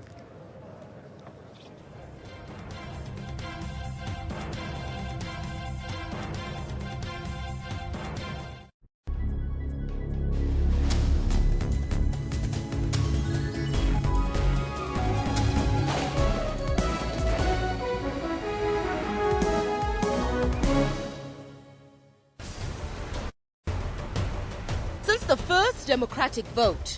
In 1994, we were there. To usher in democracy and bring about a new South Africa. Over the years, blow-by-blow coverage of the elections. And now, we'll be bringing you the numbers as they come in on your TV, computer, and even on your phone. Well, think about it as your personal guide to the elections. Get to know why your municipality is hotly contested. Wherever you are, stay updated. The SABC, the nerve center of South Africa's elections news.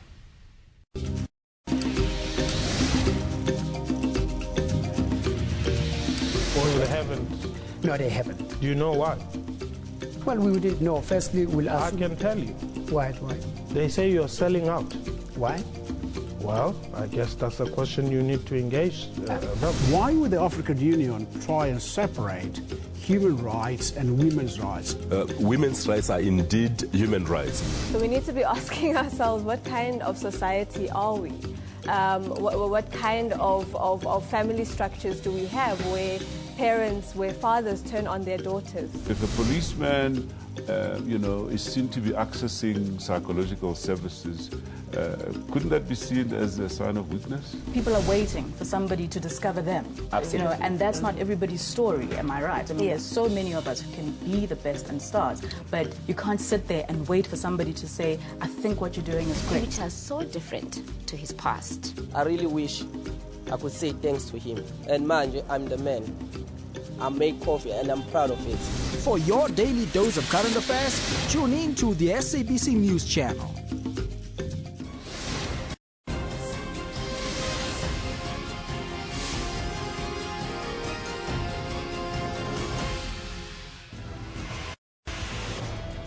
Africa is growing. As a result, it's also advancing the way it does things. Any developments in technology can really do a lot to boost growth. On Network, we'll show you how technology is improving the lives of Africans. The life of an LED globe is 15 times longer than what they have currently. We also have new gadgets, games, and the continent's innovative technology ideas. That's Network with Mpumalanga every Sunday at 19:30 Central African Time.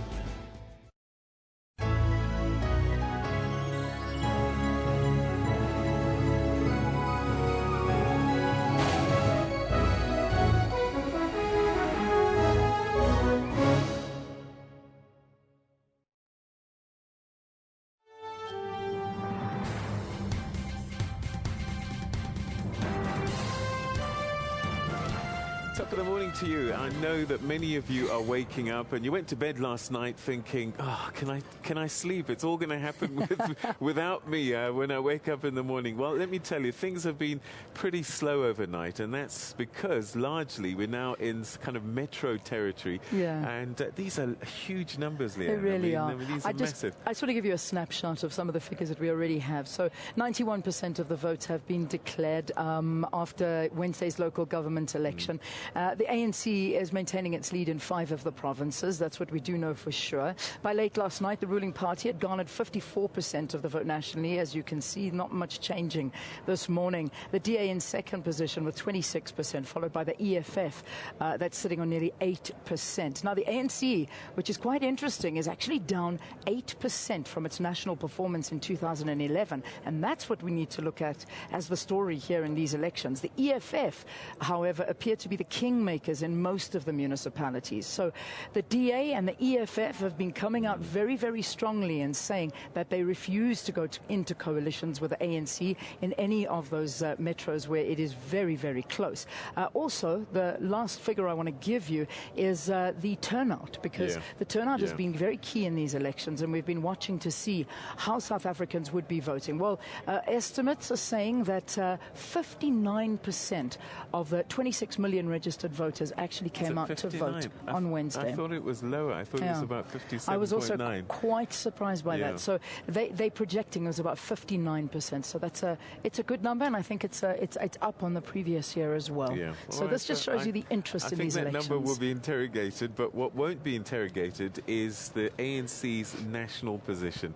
And this is something that I guess we expected. And to help unpack some of those stories, we're now joined by Okay, two people. The first one is Jeffrey Simon Ngonyama, who's with the Voting Rights Organization of South Africa. You come and have watched this process as an election observer. And next to you we have Musi Kaba, who's an analyst who's been trying to make sense of the shifts, the moves, the plots and the subplots that have taken place. Yeah. But let's start with you, Mr. Ngonyama. Just before the break, we saw that in the Northwest, despite a few moments, generally great elections. We've had comments that the IEC did a really good job in terms of putting this whole process together. Your thoughts as an election observer, looking back at the past 5 days? Yeah, I would still maintain that the elections went very well. For instance, our organization was involved in 4 provinces, here in Gauteng, the Free State, Mpumalanga, and Limpopo. The reports that we received from our observers that things were generally going very well in those areas. With the Northwest issue, I'm of the view that there are processes probably that could be followed to resolve that kind of situation. Okay, but overall, the result is going to be fair. Well, I can only talk about the areas where we observed. Okay, all right. Yeah, we were quite comfortable that things went very well there. Okay, fantastic. And we'll see. What would you say have been the large stories of the past 5 days? Well, it was interesting because just leading up to the elections, I think what particularly stood out for me was the fact of issues such as race came up again. You know, I mean, half of the time the DA was trying to prove that they are black and they are an inclusive political party. It also took a national tone of somewhat. Issues of the president of the ANC that, you know, were riddled in the constitutional courts and Kandla, all those things were used by opposition parties to campaign and discampaign the ANC in that given instance. And also the ANC went into these elections internally fragmented, not just within but also with its alliances. SACP had a different tone in KZN, for instance. So I think all of those things had an impact.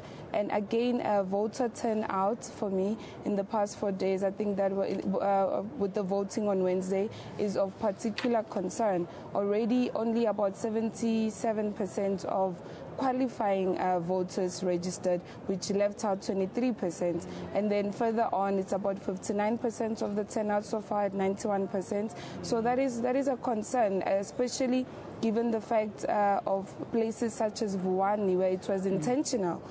They boycotted the elections. They planned a soccer game instead of going to vote.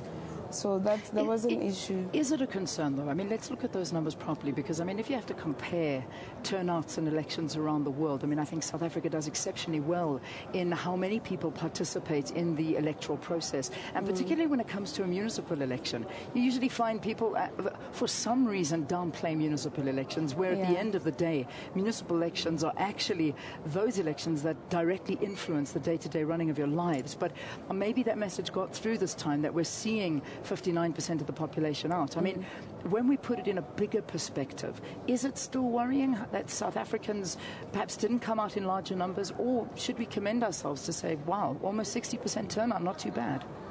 On the bigger scale, I suppose 59% is not that bad. It will only be bad, you know, for the governing party who would have probably wanted those votes for themselves, and all the other political parties would have wanted to get more votes. But generally, on a national scale and globally, it's an okay number. It's an acceptable number. Yeah. Obviously, we can't get everyone to participate in elections, and I think, like you said, Leanne, local elections are downplayed by communities. And it's surprising for me because it's the first point of entry into government. Local government is so important. Yeah. It's actually where we get our service delivery. So it's quite important. I want to emphasize how important the vote and your vote is, because you know how some people, they use the excuse like, oh, what difference is my vote going to make? Well, if you're in the city of Joburg, I can tell you how much your vote is going to make a difference. As it sits right now in the city of Joburg, the ANC is leading by 41 41.84%. That translates to 712,661 votes. The DA, however, has 41.72% of the vote at 710,610. I mean, at some point while I was watching those numbers during the night, there were 1 or 2 votes difference between the political parties. That is how important everybody's vote is. It's huge. It's a massive thing. Jeffrey, as observers, you get to see things on the ground, and we've been trying to figure out who the voter was this time around. Was there a mix between young and old, or is it the usual suspects, and it's older citizens, those with tax numbers, and those people that have a vested interest in the economic life, and the younger people they tweet a lot, they on social media a lot, and sometimes go out and protest. But did they actually show up? Did you see a lot of young people? No, not quite. I think it was your elderly people in general. I didn't see many of the young people. I just want to go back to the issue of us saying international trend is that local government elections are not popular. I mean, in South Africa, for instance, we're a young democracy. We only have about 20 years or so having our democracy. And if you look at how we actually achieve our democracy, don't you think it's important for people to understand where we're coming from? People were jailed, people were killed in order for us to have this right to vote. I think there's a problem perhaps in the country where we're not educating our people to understand the importance of participating in forming a government. And Busi has already indicated the importance of local government. And when people abstain, I mean, they're technically abdicating their responsibility to participate in election, which is not good for our country. You're so right. And we haven't even factored in the number of people who could have registered who didn't even bother to register. So the number is beyond just those that didn't show up on the day. But Jeffrey, you're speaking like a mature person, and young people make up their mind today and change it next week. So, that's the kind of story. But anyway, we'll continue to interrogate this unfolding story after this quick break. Stay with us.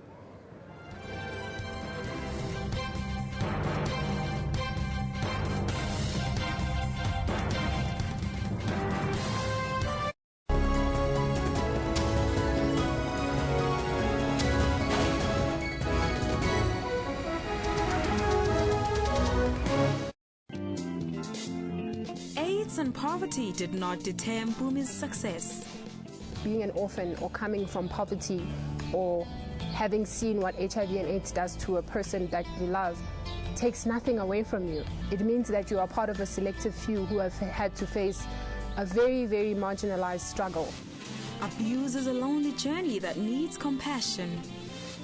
I came across as a very confident, ambitious person, but behind that mask was somebody who had serious anxiety problems, a person who had knots in their stomach continuously, a person who could be in company and would feel very lonely.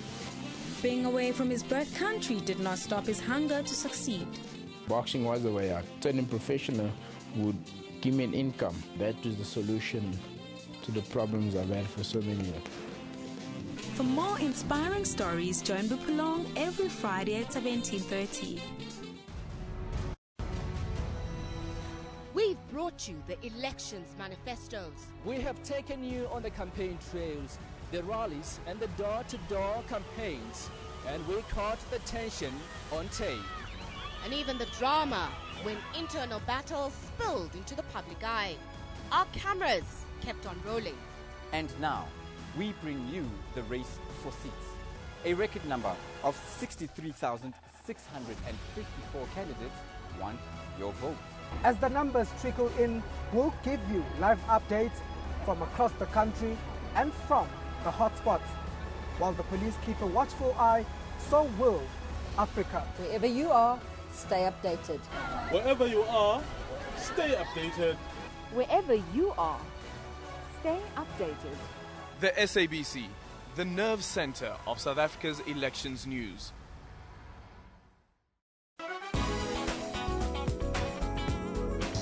David brought back black and white photography to life through the Zanzibar exhibition. I'm a fanatic for tones, and I love the kind of tones and gradients and the greys, and I just it never bores me.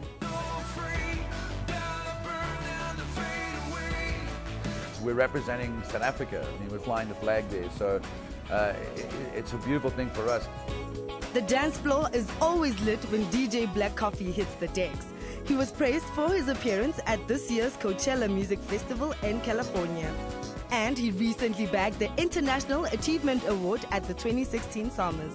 Catch trends for that 1 hour weekly dose of arts and entertainment news every Saturday from 12 to 1. Africa is growing. As a result, it's also advancing the way it does things. Any developments in technology can really do a lot to boost growth. On Network, we'll show you how technology is improving the lives of Africans. The life of an LED globe is 15 times longer than what they have currently. We also have new gadgets, games, and the continent's innovative technology ideas. That's Network with Ms. Mpumalanga every Sunday at 19:30 Central African Time.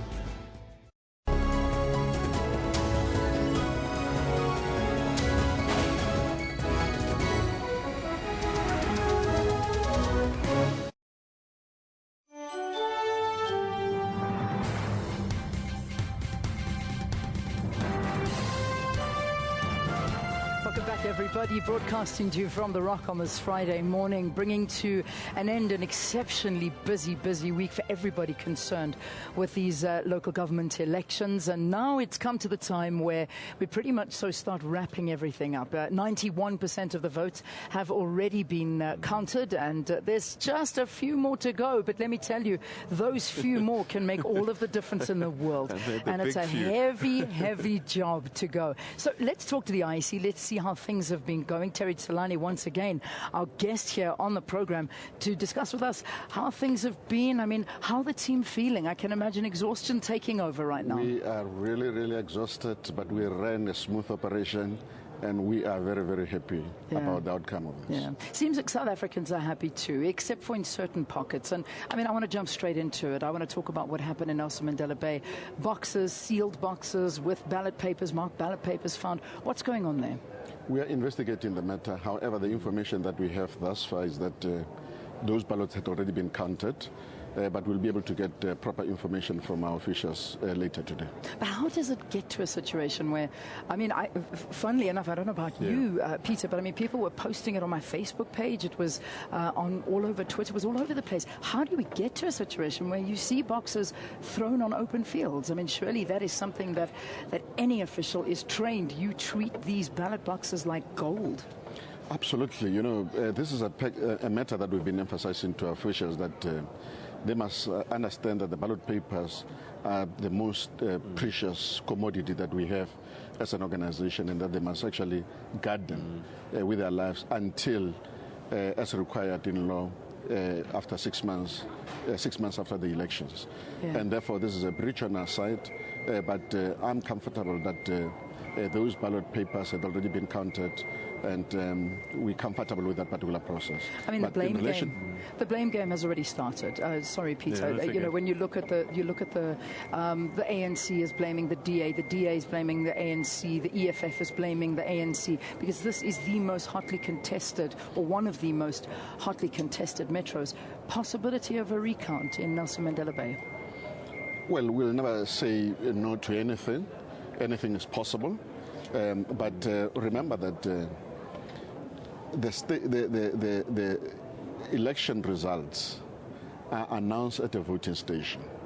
So even if you said there should be a recount, what recount? You can't say the whole municipality must recount. You've got to show that there is indeed irregularity that has happened at a particular voting station, and you must indicate what kind of irregularity happened at that station, and then we can open that the ballot papers of that station and then recount them. The results are not announced, are not counted at the municipal level. We count them at a voting station immediately after voting. When you look at the last, I know you're going to do a post-mortem later about operations, and you said you've done pretty well, but are there lessons that you've learned along the way? We had that situation in Gauteng where things weren't as efficient, perhaps, at some points in the system as they could have been. What are the big lessons, perhaps, that you've learned in the last few days? Well, lots of lessons. Yeah. You know, every election provides us with learning points, and we will reflect after this election to try to identify weaknesses within the system and see how we can tighten that. We do that all the time after every election. If you follow all our processes, you'll realize that after every election, there is an improvement in aspects related to those areas where we were weak in the previous election. So we have learned, we continue to learn, and come 2019, this organization will be even a better, much more better organization. All right, Terry Tsilane, we're going to have to leave it there. Thank you very much indeed. No doubt we'll be talking to him again. Terry, that goes without saying. Just declared tomorrow, that'll be it? Tomorrow should we be declaring? The intention is to do so. Okay. But as I've indicated previously, we've got to deal with all Section 65 objections first. Okay. Before we declare the results. It is a requirement in law. All right. Thank you very much, Terry. See you later. Go and sleep in the corner for 5 minutes until we call you again. All right.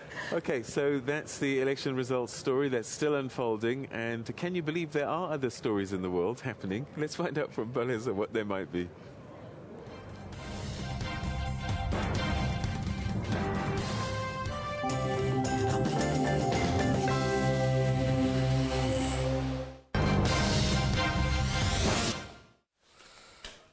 Well, it's exactly 7 o'clock. A very good morning to you, and thank you very much for staying with us here on Morning Live. Peter, everything is related to the local government elections results.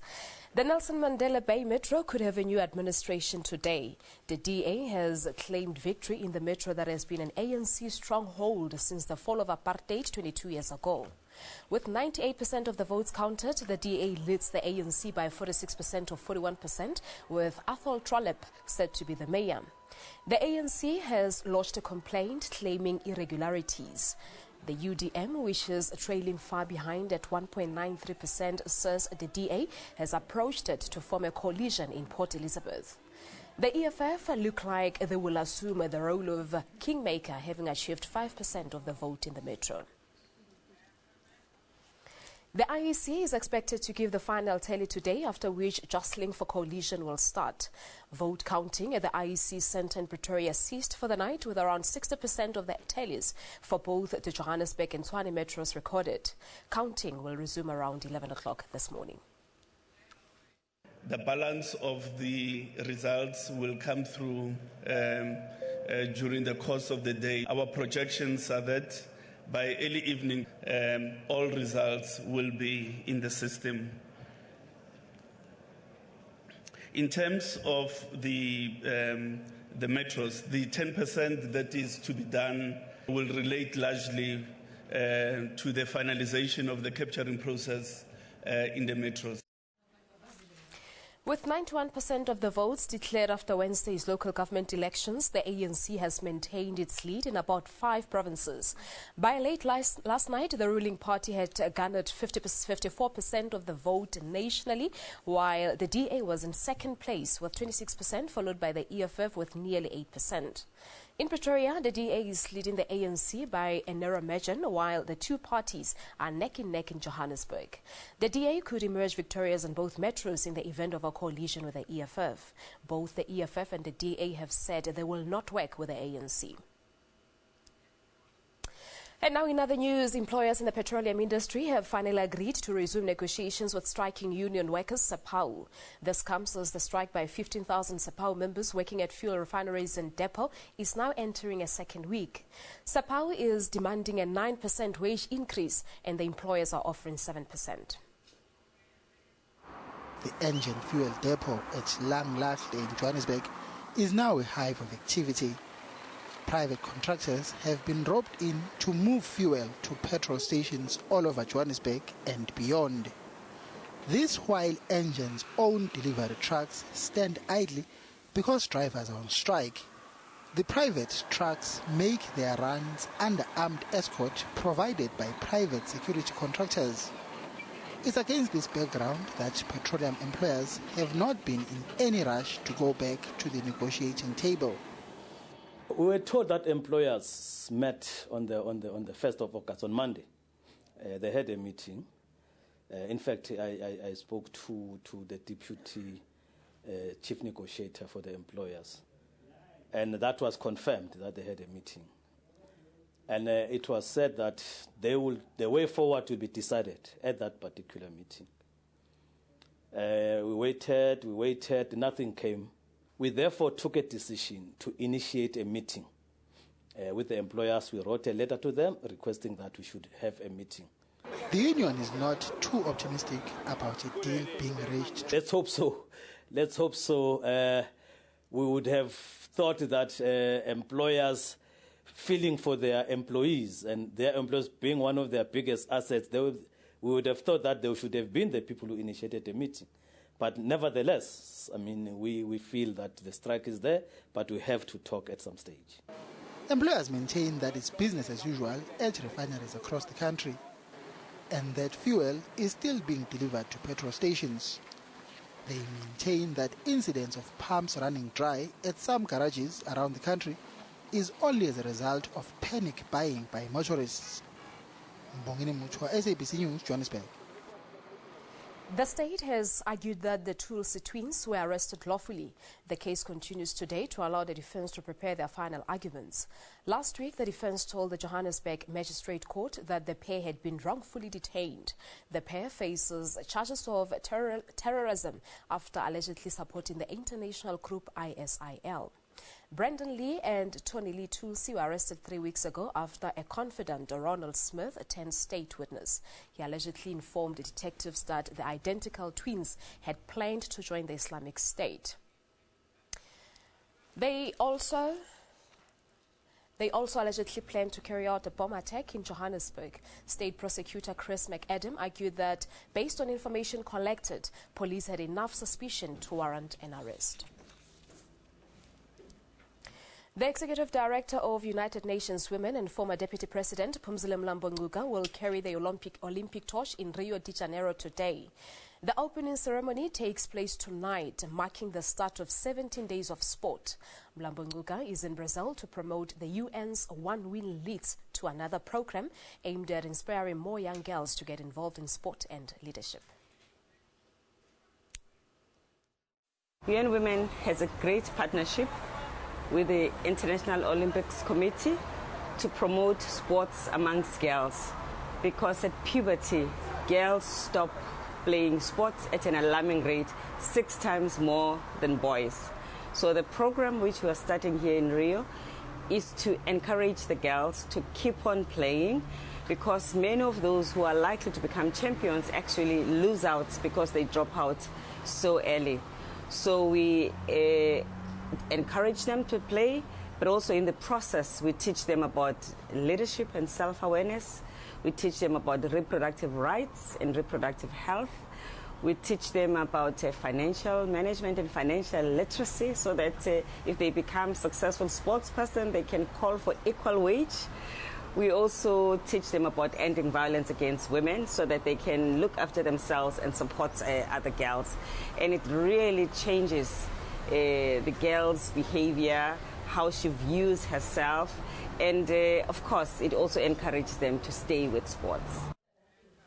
All right, it's time now to take a look at your indicators. Let's start with your currency. The rand traded in a narrow range against the dollar morning, just hours before the Bank of England delivers its keenly awaited decision on interest rates. 13.72 against the US dollar, 18 rand against the pound, 15.72 against the euro, and 1 rand 30 cents against Botswana's pula. The JSE ended flat with a stronger rand boosting banks and financial stocks, but exerting pressure on heavyweight industrial stocks. It is up at 52,543. We're taking a look at European markets now. They finished in positive territory as investors celebrated the Bank of England's latest decision to cut the UK's key interest rate to a record low of 0.25%. Everything up there: the FTSE 100 6,740, Frankfurt DAX 10,227, and the KZN 40 at 4,345. In the U.S. markets, the stocks closed mostly flat despite a rise in oil prices as Wall Street looked ahead for Friday's jobs report. Everything up there as well: the Dow Jones 18,352, S&P 500 2,164, and the Nasdaq at 10,227. Onto your Asian markets now, they traded higher with traders likely encouraged by the Bank of England's decision to cut interest rates for the first time since 2009. The Nikkei up 16,295, Hang Seng up 22,117, and the Kospi is up at 2,011.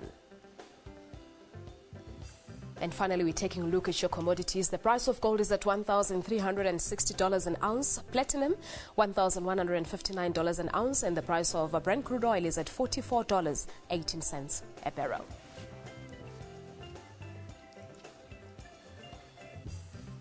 All right, that's the end of your 7 o'clock news bulletin. Hopefully we'll have an update of news for you at 7:30. Just before we cross back to Leanne and Peter in Pretoria, let us just check in with Phil as to how things are looking on the weather desk. Good morning to you, Philip.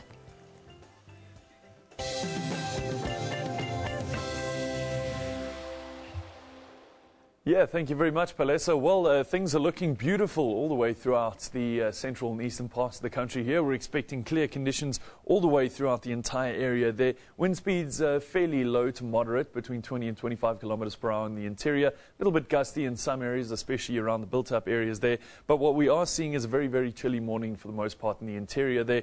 A little bit of a chilly start to the day in some parts of the eastern coastline too. But let's take a look towards the west, because this is where we see another cold front coming in. Not a particularly strong one, but it is going to bring in cloud cover later this afternoon towards that southwestern part of the country.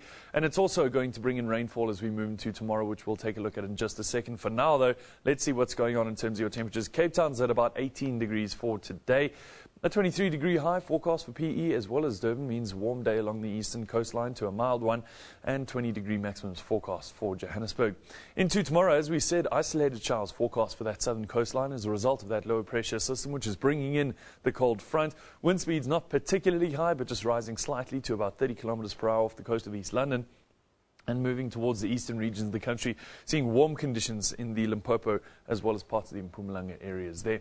Into the following day, this is by Sunday, your final day of the weekend there. This is what we're going to see. Isolated showers now continuing along the southern coastline, but now extending up towards that eastern coastline as well. Durban expecting isolated showers now, as does most of that eastern coastline. Wind speeds in PE up to about 40 kilometers per hour, and we're seeing clear again conditions all the way throughout the north.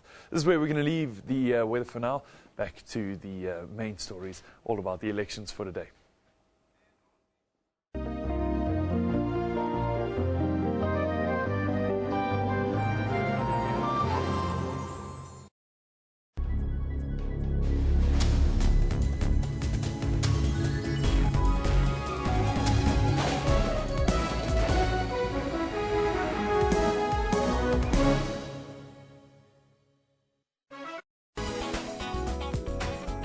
The cotton field story is being told through patchwork by artists to celebrate the diaspora in America.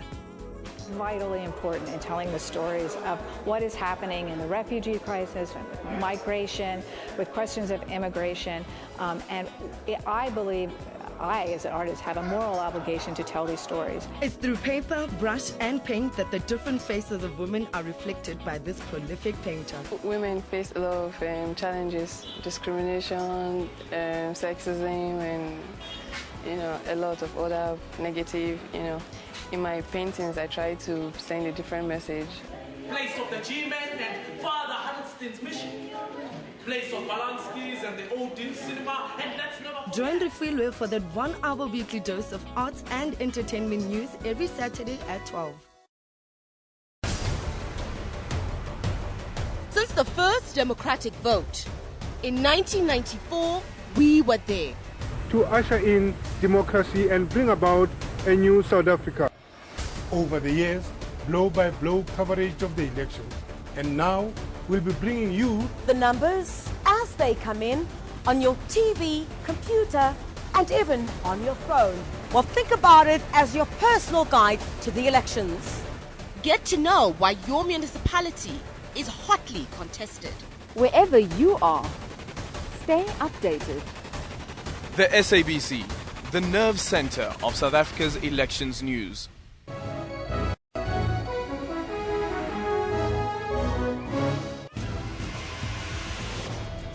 Africa is growing.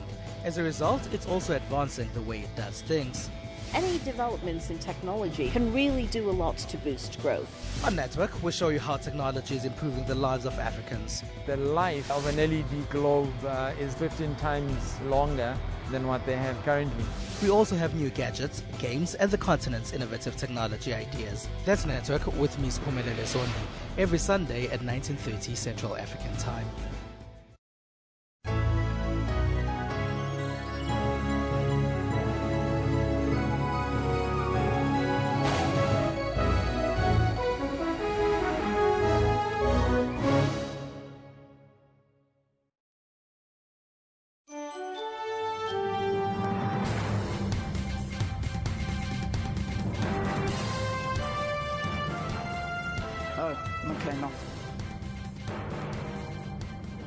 Very good morning to you. If you're just waking up and tuning in, we're at the Results Operations Centre, the Rock in Tshwane, that's west of Pretoria, and there's a lot of activity that's starting to build up. It's been quiet overnight in terms of this particular location, but it's starting now to build up as those big metros, they get closer and closer, but we'll keep you up to date with that. Now, we're going to KwaZulu-Natal. They started their voting late, but ballot papers have been found apparently stashed in the bush in Lamontville, south of Durban.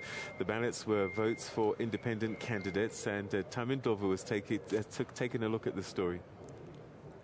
Shocked residents discovered the ballots in sealed boxes. Police have cordoned off the area. An investigation is underway. What was disturbing was to find that the community who voted in volumes for Tamindlovu, when it comes to the counting, as much as they knew that they voted for him, the numbers reflect the other side. There were no ballots. All our boxes from Lamontville are accounted for, and the ballots are accounted for. Meanwhile, results for the eThekwini Metro only started trickling in this afternoon. The ANC lost its former stronghold of Nchanga, west of Durban. 3 people were killed in clashes between ANC and SABC supporters in a run-up to the poll. The award went to independent candidate Malombo Nxumalo. I am a community councillor because the community elected me, because I'm the one of those who understand their challenges. The FP looks set to make a major comeback, particularly in rural areas formerly under its control. The party once again trumped the ANC in the Nkandla municipality. Analysts attribute the comeback to a number of factors. So now that the NFP is no longer contesting the elections, so they're to go back home, as it were. So that is one factor. An ANC official collapsed and died in the Ulundi voting station. Right, that's the situation in KwaZulu-Natal, but that box issue of ballot papers being found in a bush is not isolated to what happened in KwaZulu-Natal. There was an incident also in the Nelson Mandela Bay municipality, which of course we did speak to Terry about a bit earlier. They're looking into all of these issues, and hopefully there'll be a conclusion that'll come out of what happened to those ballots. All right, let's continue looking at KwaZulu-Natal. Ayanda is holding down the fort there in, I think, you're in Durban, right? You're at the ICC in Durban there, Ayanda. You've been standing there all night. How are you feeling? Absolutely. How are things going? Oh, Leanne, well, it's part of the job. I'm exhausted, but, we're almost at the finish. It's pretty quiet this morning here at the Results Centre at the Durban ICC. As you can probably just see behind me, it's still quiet. That is the area where the data capturers were yesterday very, very busy with the metro results. We understand from the IEC that they've been given a break. They were given a break last night. Of course, as you know, we've been reporting on it yesterday that counting in the eThekwini Metro did start quite late, and as a result, we only started seeing those results in the afternoon, or reflecting late yesterday in the afternoon. Let me just give you a picture now of where we are at the moment, where the data capturers left off last night. We're at 74% complete in terms of the results that have been captured. Just looking at eThekwini, I'm sure you can just see there are a few areas where we still need to, of course, conclude with the results there. But the ANC remains in the lead with 53.56%, followed by the Democratic Alliance with 30.34%, and independent candidates, now that's very interesting, with 3.64%. So we have been speaking about those independent candidates. Remember, there are 57 that were contesting the eThekwini Metro, and from the info we understand, although all the results have not been declared, is that 5 of the independent candidates have won their wards. Let's just quickly go now to the province to just get a provincial overview. Looking much better in the province. We've got less than 20% or to go. 88 of the results are now complete. The ANC in the lead in the province of KwaZulu-Natal with 56.32%, followed by the IFP with 20.27%, and the Democratic Alliance coming in at 14.99%. Some very, very interesting developments in the province of KwaZulu-Natal, particularly where the IFP is concerned. One of the municipalities, and I must add again that the results have not been officially declared, but one of the municipalities that the IFP has been very excited to win is Nkandla municipality. And remember that in 2011 it was won by the ANC, and then formed a coalition with the NFP. Thereafter, the IFP then regained control of Nkandla municipality through by-elections. But this time they have won Nkandla municipality with about 54%. As I said, independent candidates in Durban were also really quite interesting. Those 5 independents, most of them coming from the African National Congress.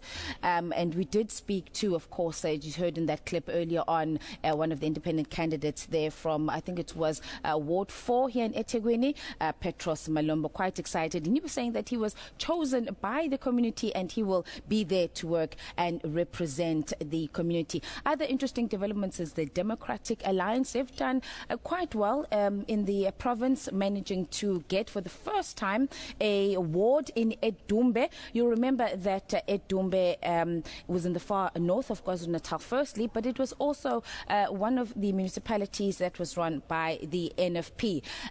Just before the election, we heard the NFP members endorsing the Democratic Alliance, so certainly that must have helped, or the support that they've had from the members of the NFP has been able to help the Democratic Alliance in that area. They've also been able to make inroads in some parts of the province towards the Midlands, which they have said that they're quite pleased about those results. They're considering the fact that they were contesting all wards across the province of KwaZulu-Natal for the first time. Another interesting development also closer down to the metro, the Democratic Alliance also increasing the number of wards that it has, claiming from the minority front as well as some wards that were from the ANC. As we said, the results are still going to continue. We're not finished yet. Let me leave it here for now and take things back to the studio. And thank you very much indeed. We'll be crossing to her a little bit later on. But right now, let's go straight to the sports with Valen. And I think things are happening in South America already. Sure. Rio Olympics. Can you believe it? Yeah. Valen, good morning to you. Is it happening? When is the opening ceremony? Are we so isolated here in the elections? I think the Olympic Games opening tonight, tomorrow. Talk to us.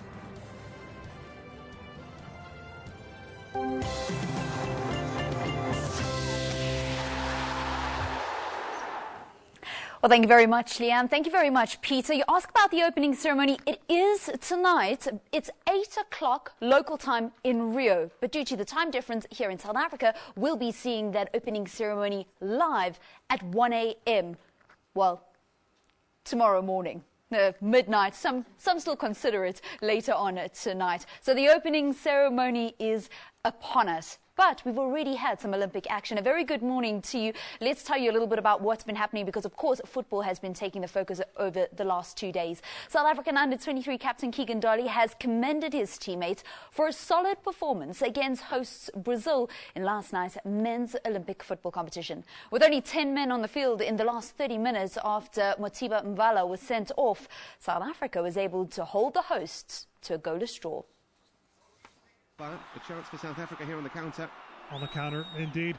And here's a chance, but it's Weverton who is called into action early, stopping what on the Brazilian Olympic side. Crossing to the box, 2 Brazilians there, but it's fine keeping from Kune. About on the Brazilian side, but Dolly looks to be the fastest player. Neymar tests the hands of Kune, and a good save.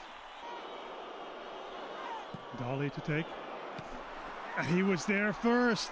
They choose to go there, but they didn't. Matupa was looking for it. It's Dolly with that left foot. It wasn't far wide. And known for a while. Into the box, the ball goes. Nobody there. Flash towards goal, and that was close. And here's Neymar. This time a better save from Kune. Dolly has Suku nearby, looking for the number 12 Motiba. That's a chance. Absolutely. So really tested in the second interval. A robust challenge, and it's a second yellow. It was all going so well for South Africa. And then the second yellow to Mbala. Second half going forward. Neymar thought about it first time. Second time does go forward. Didn't miss by much. Being run forward to Neymar. Back to Barbosa. Is it one? No. And going in with a header with Neymar. Position there on the left. Back to Barbosa. What an effort. It was a fine effort. Theatrical save from Kune. Kune is struggling with cramp. And he's pleading his case.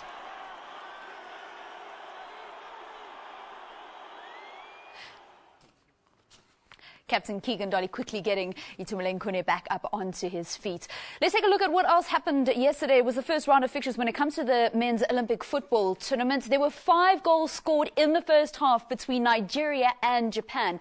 Ogenkaro Etebo scored 4 of those goals, but Nigeria coming out top. He is the early tournament top scorer.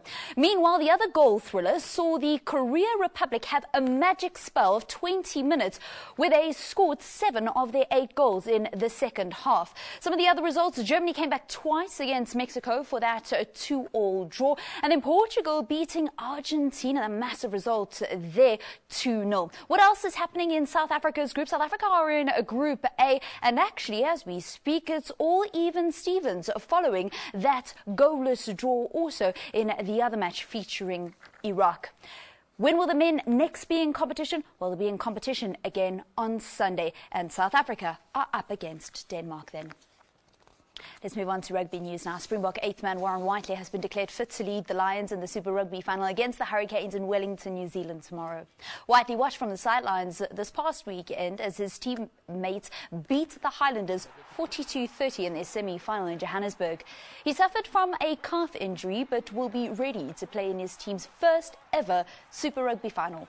Whiteley's inclusion is the only change in the starting team, and he replaces Ruan Ackerman, with Ackerman moving to the bench. The game kicks off just after 9:30 tomorrow morning here in South Africa. Staying with rugby-related news, the Eastern Province rugby players have welcomed the liquidation of their province's rugby union after a multi-million rand business rescue plan failed to materialise. The financial woes of the union also saw Saru take over the Super Rugby franchise, the Southern Kings, to ensure the side took part in the Super Rugby competition. But the Eastern Province Kings will play in the Premier Division of the Currie Cup following the announcement of a 20 million rand support package by the Nelson Mandela Bay Municipality. We will now be working through the liquidator to assist him in managing this process further and putting up our representations in relation to what is due to the players, and we have highlighted certain issues that we want to explore in that liquidation process. But so the players and I look forward to the second stage of the process now, which is liquidation. We had to play without earning any salaries. I know guys had to sell houses, had to sell cars. A lot of guys had to move because they had no other choice or options. So yeah, it's been a struggle, but I'm glad that it's come to this point. And finally, the Russian Olympic Committee says that most of their team will be allowed to take part in the Rio Games. It confirmed that 271 athletes have been cleared to compete, with 5 more waiting for a final decision. Meanwhile, the International Olympic Committee, after receiving much criticism about not applying a blanket ban on Russia, has said that there would be no place to hide for drug cheats in the Olympics. The message is clear. We want to keep the cheaters away from the Olympic Games. The message is clear. There is no place to hide for cheats, and dopers can never feel safe anywhere, because we are storing these samples and we will follow up on each evolution there in scientific research and testing methods. We will also follow up on the McLaren report. All right, and that's how we come to the end of your sport here on, for this hour. Just a reminder about the opening ceremony of the Olympic Games. You'll be able to watch it on SABC2 live at 1 a.m. tomorrow morning. It's 8 o'clock local time in Rio. Stay with Morning Live. We'll be back after this.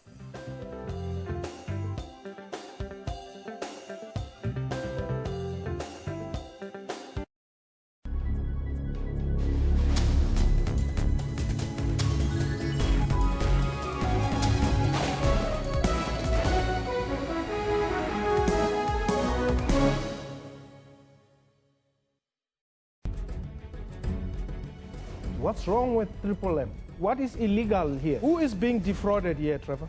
It is about the best interest of the citizens of this country. But the citizens are the ones who are playing, who are members or participants in this.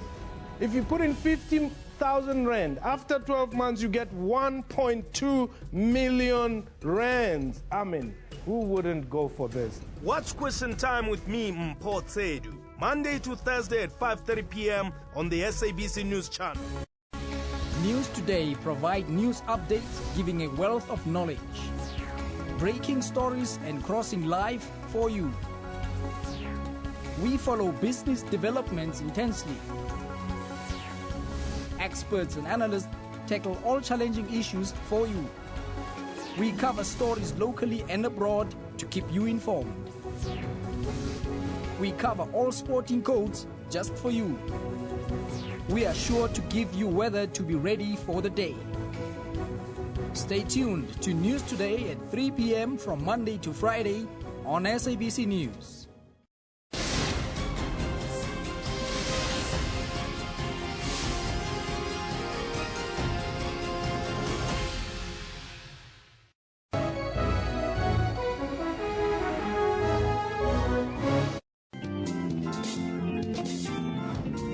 Your past should not determine your destiny if you make informed choices about your future. I made a choice to leave the drugs, stop selling drugs, and going back to school. Upilong unleashes a chef who discovered his talent from doing cooking chores. When you learned at the church, there was chores that you have to do, and mine was cooking. Our own chef made an excellent presentation when his recipe was chosen for MasterChef. I've been to more than 10 countries. And there was always someone paying for my plane ticket, someone see the potential in me. For uplifting stories, join Puleng Mulibati every Friday at 17:30.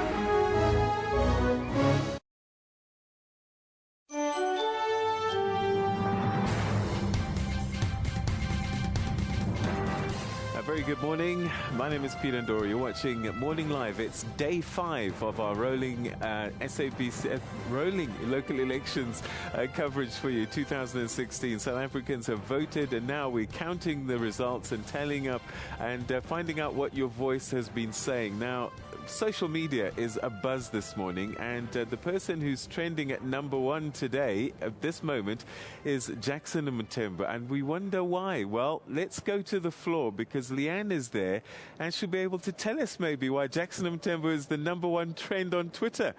Yes, indeed, Peter. Guys, you know, you cannot avoid that. You absolutely cannot avoid that. Well, we just figured we're going to come down and ask the man himself what's going on. Jackson Mthembu, a very, very good morning to you. Morning. So Twitter is abuzz at the moment, talking about some comments that you have made, the fact that you're conceding defeat in Nelson Mandela Bay. Is it true? Well, first of all, we are Democrats. And secondly, yes, we did lodge a dispute in Nelson Mandela Bay. But after speaking to our own structures there and speaking to the IEC, we took a decision to withdraw the dispute. All right. So is that basically saying that Nelson Mandela Bay is no longer yours? Indeed, we can say so in not so many words, because where we are victorious, we are magnanimous. And where we are defeated, we accept defeat. We are that type of an organization as the African National Congress. Yeah. How are you feeling? I mean, when you see the Eastern Cape, you see the Nelson Mandela Bay Municipality, which of course is a very important metro for you. How does it feel as the ANC to have unfortunately lost a hold on that? Disappointed. We are feeling very disappointed, but of course we know that we didn't lose that municipality because there is a better party. We lost it because of our own doing. That's what we know.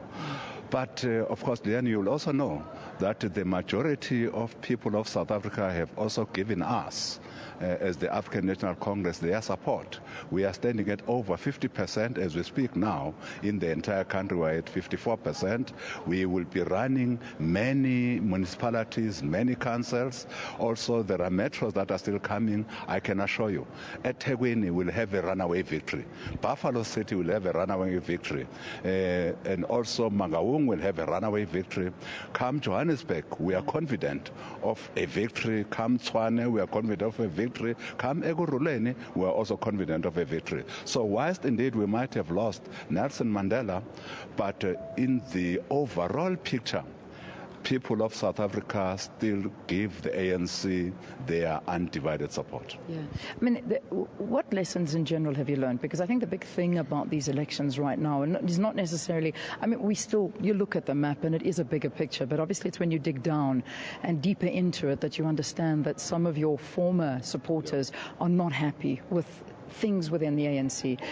Are we going to see things changing? Are you going to be meeting together? I mean, I heard Jesse Duarte yesterday saying in the next elections coming up, you're going to see a much younger ANC, a different looking ANC, also a different ruling ANC. What are you learning out of all of this?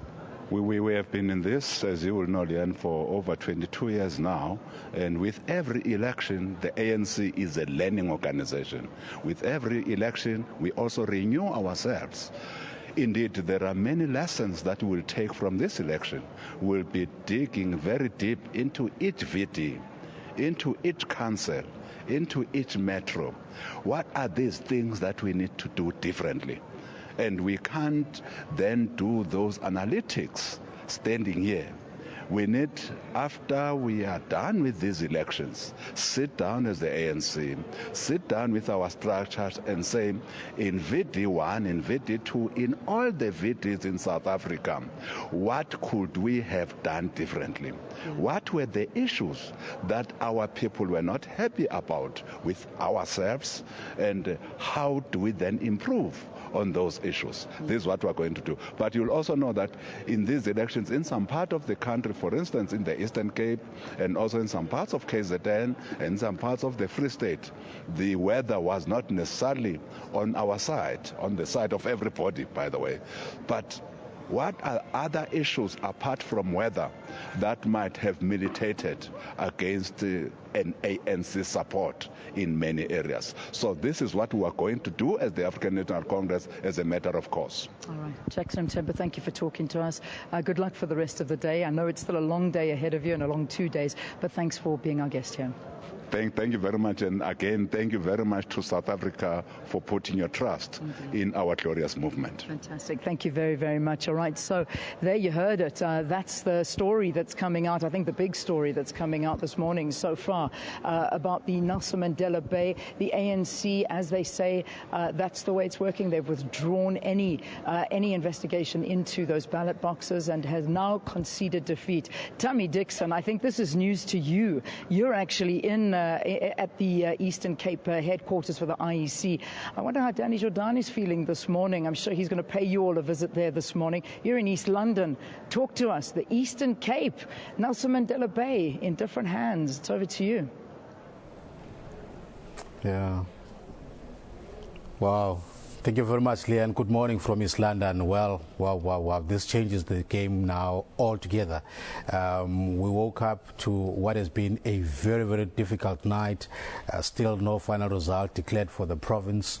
One of the reasons being that because of the dispute at the Nelson Mandela Metro, where the ANC has declared the disputes, complaining about all sorts of things about the elections there, not happy about the processes, saying that the elections have not been free and fair. As a result of that, that had an impact on the counting and the declaration of the votes by the province. Now, with the interview that Leanne just had now with Mr. Jackson Mthembu, now that changes everything.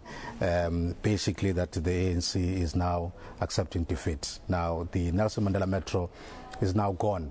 The DA is going to take the control of that municipality. It's going to be very, very interesting what's going to happen now going forward in terms of the post-election positioning that is going to happen there in terms of the coalitions and so on. But we have our reporter, Janine Lee, at the Nelson Mandela Bay, who's ready to give us some sense of what it has been like since last night and up until this morning. Good morning, Janine. Thanks, Tommy. People waking up here in the Bay hoping to have the final results declared, but we're still sitting on 98%. But what we can say is that the DA have won the most votes here in Nelson Mandela Bay, and it's all likely that they will go into some kind of coalition government, but we're not quite sure who they will go in with. We know they are currently sitting on 46.56%, the ANC at 40.99%. That's with 98% of the results captured. And then we have the EFF at 5.07%. But let's chat to Ngama Mtika, who is the resident analyst here with us in the Bay, to make more of this. Ngama, who now will the DA be looking at or targeting? I think, first of all, Janine, it's exciting times for Nelson Mandela Bay. It's great whenever in an upcoming election there's a likelihood for regime change. It ensures more accountability. The DA has got the economic freedom fighters as first in line, because if you look at it, they've got more numbers. It makes more sense. But, I mean, the smaller parties, there isn't much there in terms of numbers, especially when you look at the current margins. Given how ideologically far apart the DA and the EFF are, would the DA not perhaps looking at going into a multi-coalition with the smaller parties, or would this not be viable? In fact, I think the EFF has actually called for that. Yes, ideologically, both political parties are going to need to be mindful of how their supporters are going to look at them as they form coalitions. They would want to manage perceptions about whether now they are selling out, put that in inverted commas, or it's an arrangement which can be framed as one that's in the best interest of all the political parties. And the loss for the ANC, what does this mean here in Nelson Mandela Bay? It is their homeland, their heartland. Raymond Mhlaba, Governor Mbeki, just to name a few coming from here.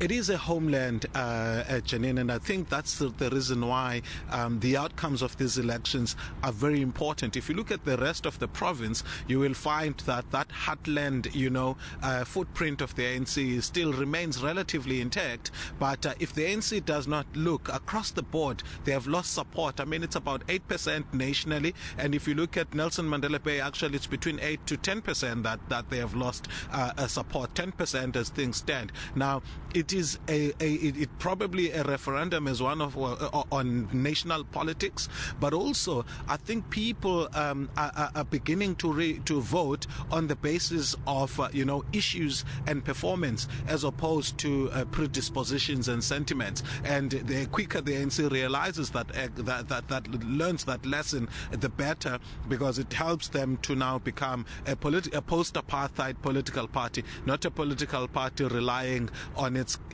capital as a liberation movement. And just briefly on Ngama, the ANC doing about turn. Yesterday they were going to say that the elections were not free and fair here in the Bay. They've changed their mind. What does this say for them?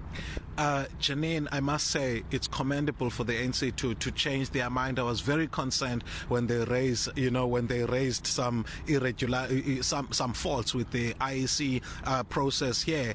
It doesn't bode well for democracy when political parties feel entitled to lead indefinitely. It's good that now they have come to their senses, if the reports are true, and are starting a process of reimagining their role in Nelson Mandela Bay. And if they have won the awards that they were claiming, 33 or 36 out of the 60, it means they will still be a formidable force. But the Achilles heel is whether they are going to be able to overcome the seemingly insurmountable challenges they have faced in the Bay. Only time will tell. Thank you, Ngama. The results centre here at the IEC Nelson Mandela Bay, they will start working again at about 11 this morning. They've had a very long night, and we should then expect the full results here in Nelson Mandela Bay to be declared. But what we can say that the DA have the most number of votes here in the city, and they will be looking at who they will now be forming coalitions with. Tommy, it's back to you in East London.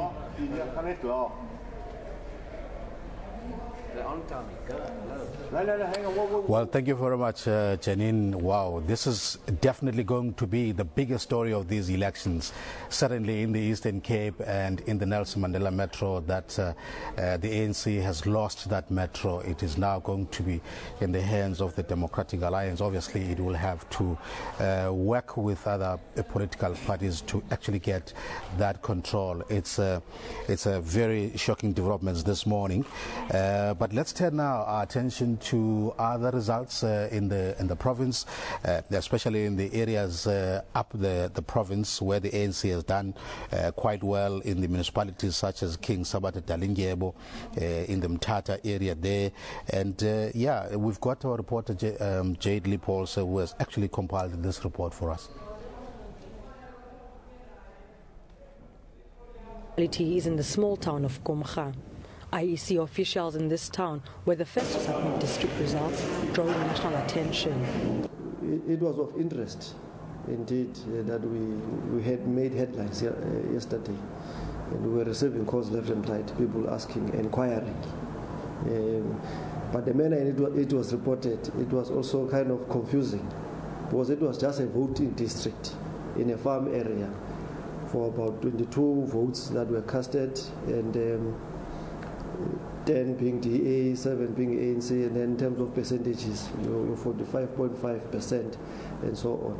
So it was that kind of a confusion. But we were delighted that we probably, for the first time, we made headlines nationally.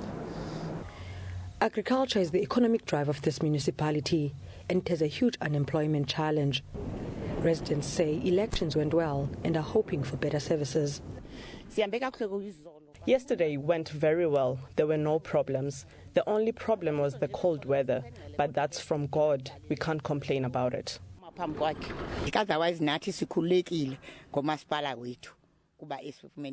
We are also happy that our municipality was the first, but there are some problems here. We are hungry. Yes, we are happy for the municipality, but we hope they will bring better services for us.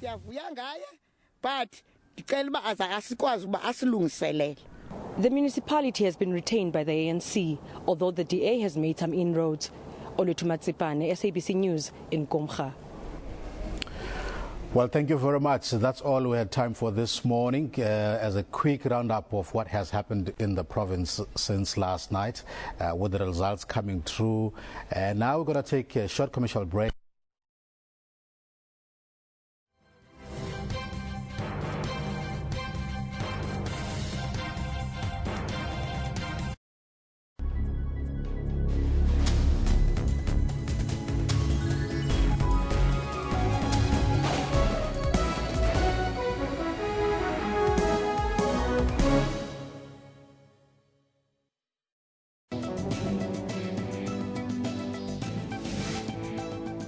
are one of the 22 high-burden countries, and out of that we're number 6, following countries like India, China, and with huge population. Cough, night sweats, weight loss and fever, and cough being the most important of those. So, and especially if the cough lasts for more than 3 weeks, then you really have to worry and get tested for TB. The motivation is to affect behavior change, particularly with people who cough and who may be carrying the bacterium. So encouraging people to use their elbow.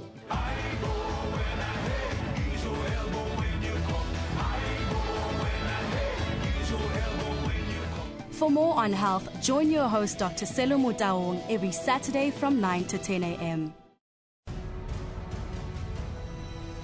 We've brought you the elections manifestos. We have taken you on the campaign trails, the rallies and the door-to-door campaigns, and we caught the tension on tape. And even the drama when internal battles spilled into the public eye. Our cameras kept on rolling. And now, we bring you the race for seats. A record number of 63,654 candidates want your vote. As the numbers trickle in, we'll give you live updates from across the country and from the hotspots. While the police keep a watchful eye, so will Africa. Wherever you are, stay updated. Wherever you are, stay updated. Wherever you are, stay updated. The SABC, the nerve center of South Africa's elections news.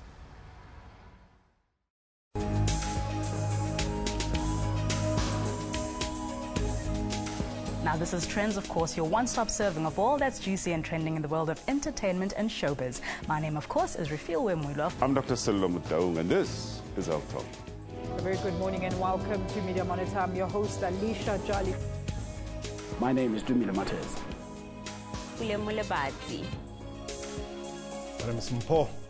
What time is it? It's question time.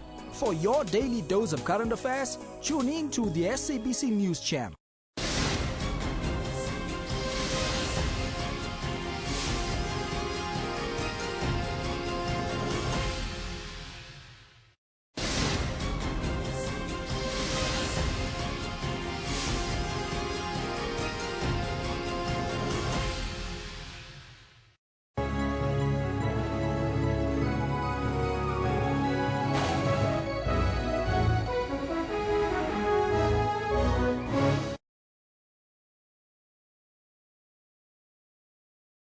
You have to reinvent.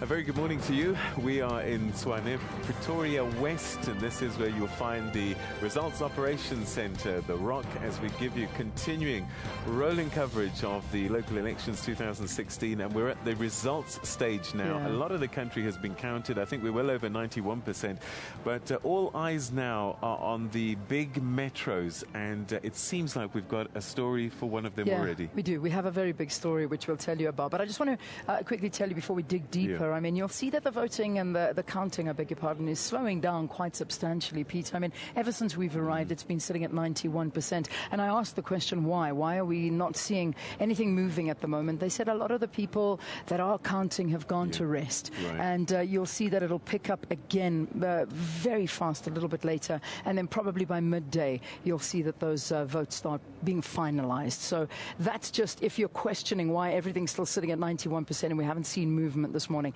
that's the reason why. But I don't think that means there isn't a story to report on, because there is. Let's talk Nelson Mandela Bay. That's the big news this morning. We've heard that the ANC have conceded defeat there in the Nelson Mandela Bay Metro. I'm sure a sad moment for the party. It certainly is. Anything in the Eastern Cape is sacred land for the ANC, and losing grips of the most powerful metro, I don't think that's going to bode too well. And leadership levels, lots of answers need to be had to the questions of what went wrong and how can they improve on this for the next elections. Let's discuss it with our analysts, shall we? All right, okay, yes indeed. And we're now joined by some familiar faces. Professor Siepe, always a pleasure to have you and get your insights. Ranesh, who hasn't slept at all, he just keeps going like an Energizer It's bunny. like a hologram. I don't think you ever leave. It's wonderful to see you still awake. So, Professor Siepe, let's start with you. This is the first loss for the African National Congress in a major metro in this way. So the political landscape is being redrawn as we speak. What is the significance of what we've just heard? Well, I think the first thing we must say is we have an affirmation of democracy. The fact that the ANC has conceded, it should have actually done it yesterday. The numbers were very clear. But for some of us who watched the developments before these elections, it doesn't come as a surprise. The Nelson Mandela Bay is a home of NUMSA. The NUMSA was part of the alliance, and that alliance has been crumbling. And we should also understand that it would crumble as we move forward, because the strength of the ANC has been this so-called broad church, but it has also been its weakness, because you need something that keeps you together. And in the past, it used to be apartheid. That is gone. So the glue itself is not longer sustainable, and we should progressively see elements within the ANC moving away. That's why you saw COPE leaving, because within there you have people who hold different positions. I mean, you have people who are constitutionalists, you have people who claim to be revolutionaries, you have people who are Africanists, you have the modernists, you have all that. That is not sustainable. Okay. So I'm not surprised that you'll see that attrition and progression. But as you move away from the Mandelas, the Susulus, and all that who died, the appeal for the newcomers is not, they're not icons, they're just ordinary mortals. We will get into the whys in a bit, but Ranesh, I just want to ask you this question, because I think a lot of people are going to take the narrative that the ANC has lost and has not done well. But we forget there's another side to this story. Could it be that the DA have done well, that they've done certain things well? Is it a combination of the two? No, absolutely. I agree with you, Peter. And you know, I've always brought this issue up regarding Nelson Mandela Bay Metro, is that, you know, the ANC did do their best in that metropolitan municipality, but I think what the ANC did not do is actually think about the real threat from the Democratic Alliance. What the DA did very, very rightly was they were very visible on the ground. Their leaders were very visible on the ground. During the past few months, we've had the leader, Musi Maimane, on the ground. We had Athol Trollop going out into communities, campaigning vigorously. And obviously, we know that Athol Trollop also speaks an African vernacular language, and he's been using that to campaign. And people make that instant connection. So I think, you know, working in the DA's favor was that one-to-one personal contact with actual voters. And that's exactly what happened. But just to go back to, you know, what Professor Siepe was saying about the ANC and, you know, all these different permutations we'd like to take. Remember last year the ANC held a National General Council up in Midrand, Gauteng, and the ANC did highlight the issue of the metros. You know, Secretary General of the ANC, Gwede Matashe, says that concerted effort must be made to defend and retain the metro cities that are targeted by the opposition. By doing so, we would have won the psychological battle our opponents seek to impose on us, and that's exactly what we are seeing, because Nelson Mandela, the name Nelson Mandela Bay municipality. Then we're looking at Tshwane as well. You know, Johannesburg, you know, where the freedom struggle sprouted. Tshwane is where the seat of government is. You know, so that, you know, that's symbolic issue is coming up. You know, like the NGC highlighted last year. Yeah, it's quite interesting. It really is. And I mean, when you heard from Jackson and Temba, we're going to take a break right now. But just what he was saying about the Nelson Mandela Bay, they didn't lose it because there was a better party. They lost it because of their own doing. And I found that quite profound, to admit to the mistakes that they made. But that's what they were saying. But it's an interesting question you asked. What did the DA do right? We'll get an answer from you, Prof, because I think you've got a view on that. Let's quickly take a break and hang on to that. We'll get the answer after this. Stay tuned.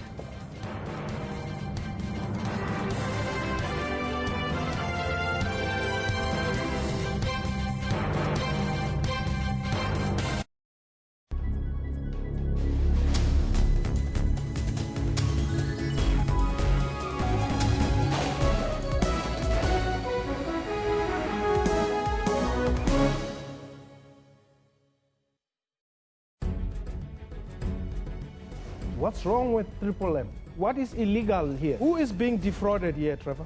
It is about the best interest of the citizens of this country. But the citizens are the ones who are playing, who are members or participants in this.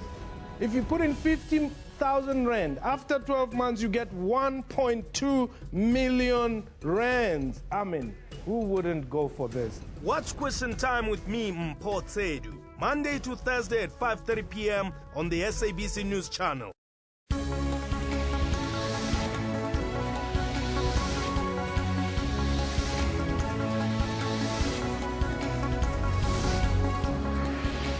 He appealed for the disruptions to come to an end so the future of the children is not compromised. The union said the latest offer by Eskom will condemn its members to poverty. Samples from the 2012 London Olympic Games and 2014 Sochi Winter Games will also be retested. Stay tuned to News Today at 3 p.m. from Monday to Friday on SABC News. What causes Parkinson's? How common is it? Your research showed that it's slightly more prevalent in men. Yeah. It's equally affected at women as well. Yeah. And all races can be affected with Parkinson's. There is no such thing as one race is more prevalent than the other. Parkinson's disease is the disorder of degeneration of the neurons, therefore exposes one to have those unwanted movements of the body.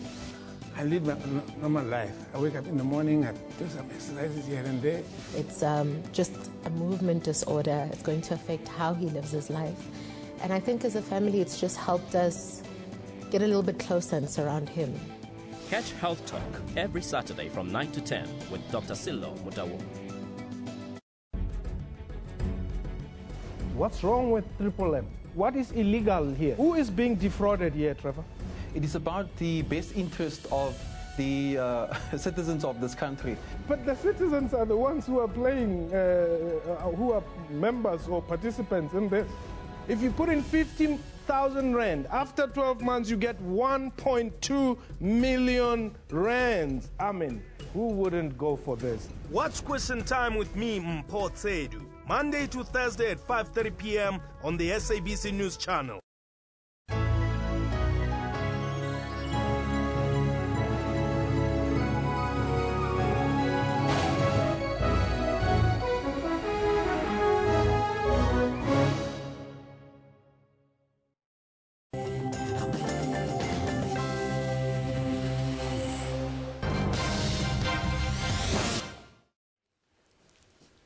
Well, it is exactly 8 o'clock. A very good morning to you, and thank you so much for staying with us here on Morning Live. Let's get you your top stories this hour.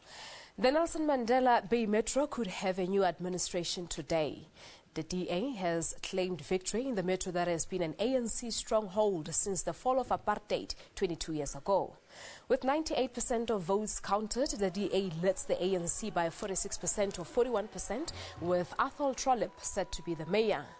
The UDM, which is trailing far behind at 1.93%, says the DA has approached it to form a coalition in Port Elizabeth. The EFF look like they will assume the role of kingmaker, having achieved 5% of the vote in the metro. The ANC had earlier said it would lodge a complaint with the IEC over the metro, but the party has since conceded defeat. Speaking earlier on Morning Live, ANC Chief Whip Jackson Mthembu had this to say. Yes, we did lodge a dispute in Nelson Mandela Bay, but after speaking to our own structures there and speaking to the IEC, we took a decision to withdraw the dispute. All right, so is that basically saying that Nelson Mandela Bay is no longer yours? Indeed, we can say so in not so many words, because where we are victorious, we are magnanimous. And where we are defeated, we accept defeat. We are that type of an organization as the African National Congress. We are feeling very disappointed, but of course, we know that we didn't lose that municipality because there is a better party. We lost it because of our own doing. That's what we know. But of course, then you'll also know that the majority of people of South Africa have also given us, as the African National Congress, their support. We are standing at over 50% as we speak now. In the entire country, we're at 54%. We will be running many municipalities, many councils. Also, there are metros that are still coming. I can assure you, eThekwini will have a runaway victory. Buffalo City will have a runaway victory. And also Mangaung will have a runaway victory. Come Johannesburg, we are confident of a victory. Come Tshwane, we are confident of a victory. Come Ekurhuleni, we are also confident of a victory. So whilst indeed we might have lost Nelson Mandela, but in the overall picture, people of South Africa still give the ANC their undivided support. Yeah. With 91% of the votes declared after Wednesday's local government elections, the ANC has meanwhile maintained its lead in about 5 provinces. By late last night, the ruling party had garnered 54% of the vote nationally, while the DA was in second place with 26%, followed by the EFF with nearly 8%. In Pretoria, the DA is leading the ANC by a narrow margin, while the two parties are neck and neck in Johannesburg. The DA could emerge victorious in both metros in the event of a coalition with the EFF. Both the EFF and the DA have said they will not work with the ANC. All right, now the IEC is expected to give the final tally today, after which a jostling for coalition will start. Counting will resume around 11 o'clock this morning. The balance of the results will come through during the course of the day. Our projections are that by early evening, all results will be in the system.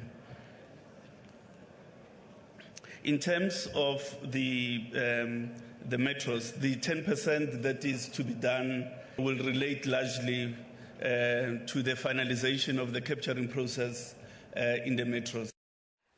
In other news, employers in the petroleum industry have agreed to resume negotiations with the striking trade union SAPAU today. This comes as the strike by 15,000 SAPAU members working at fuel refineries and depot enters its second week. SAPAU is demanding a 9% wage increase, while employers are offering 7%.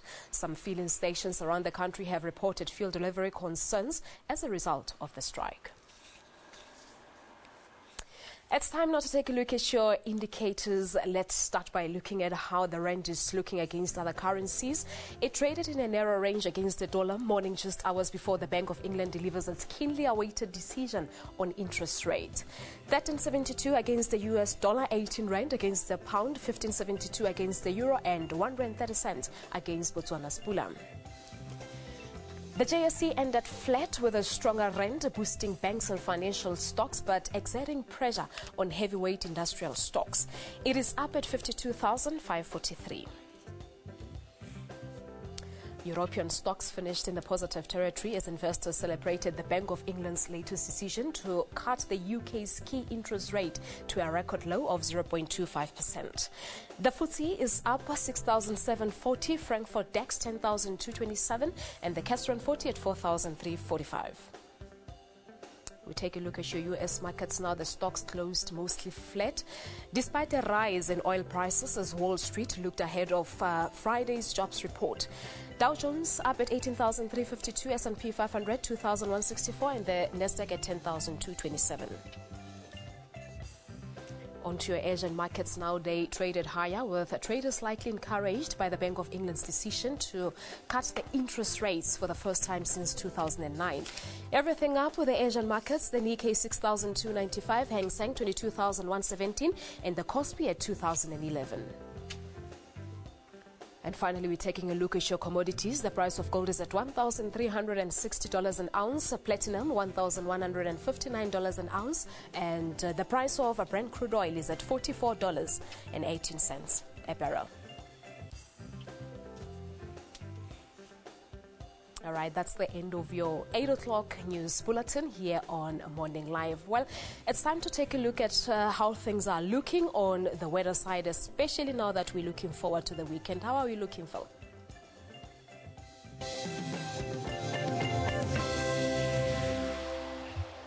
Yeah, thank you very much, Palesa. Yes, everybody keen for the weekend, and everybody asking as well, just before I get into this, what the weather's going to be like for that rather Super Rugby final there in New Zealand. It is going to be very, very cold. In all likelihood, we're going to see temperatures at the time in New Zealand there below 10 degrees. It might also be raining just a little bit. So definitely not something the Lions boys are used to, but we'll see how the game comes through tomorrow morning at about 9:30. Let's take a look at what's going on in terms of your weather for today though in South Africa.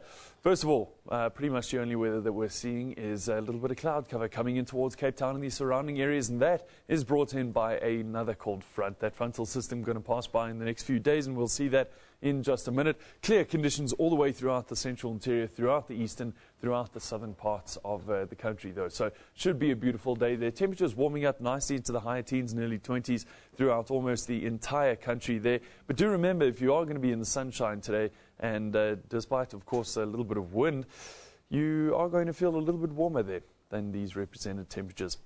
Wind chill definitely playing a factor into tomorrow's weather as we take a look at PE in East London, 20 to 30 kilometre per hour gusty winds there. We're also going to see that low pressure system passing by. It's going to bring in that rainfall to the area. If you're going to be in Cape Town, the surrounding areas, wind speeds coming down to about 20 kilometres per hour. This is where we're going to leave the weather for now. Sports is coming up next. Lots of big stories.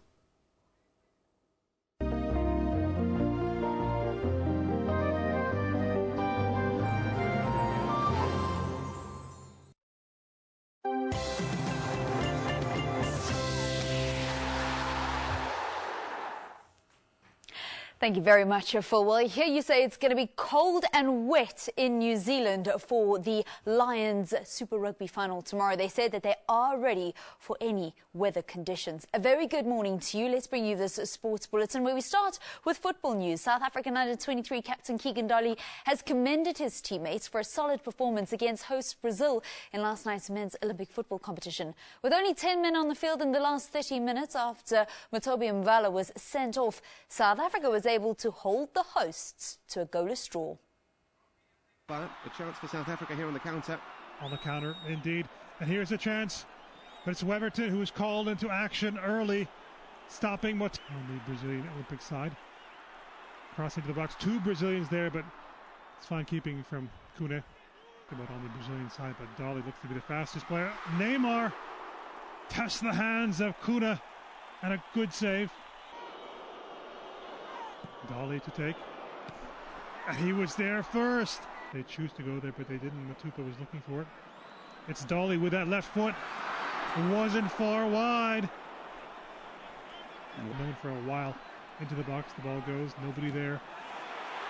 Flash towards goal, and that was close. And here's Neymar. This time a better save from Kune. Dolly has Super nearby, looking for the number 12 Motiba. That's a chance. Absolutely. He really tested in the second interval. A robust challenge, and it's a second yellow. It was all going so well for South Africa.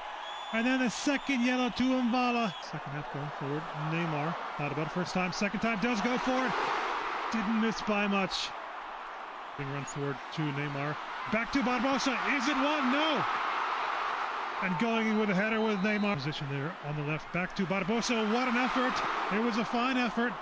Theatrical save from Kune. Kune is struggling with cramp. And he's pleading his case.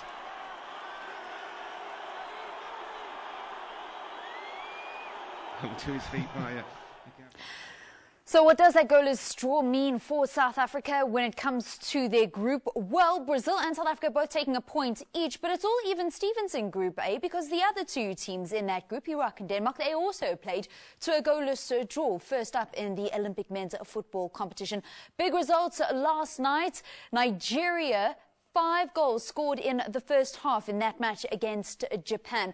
Ogehenekaro Etebe scored 4 of those goals for his nation, Nigeria. He's the early tournament top scorer. Meanwhile, the other goal thriller saw the Korea Republic beat Fiji 8-0, and it was during a 20-minute magic spell where Korea managed to score 7 of their 8 goals in the second half.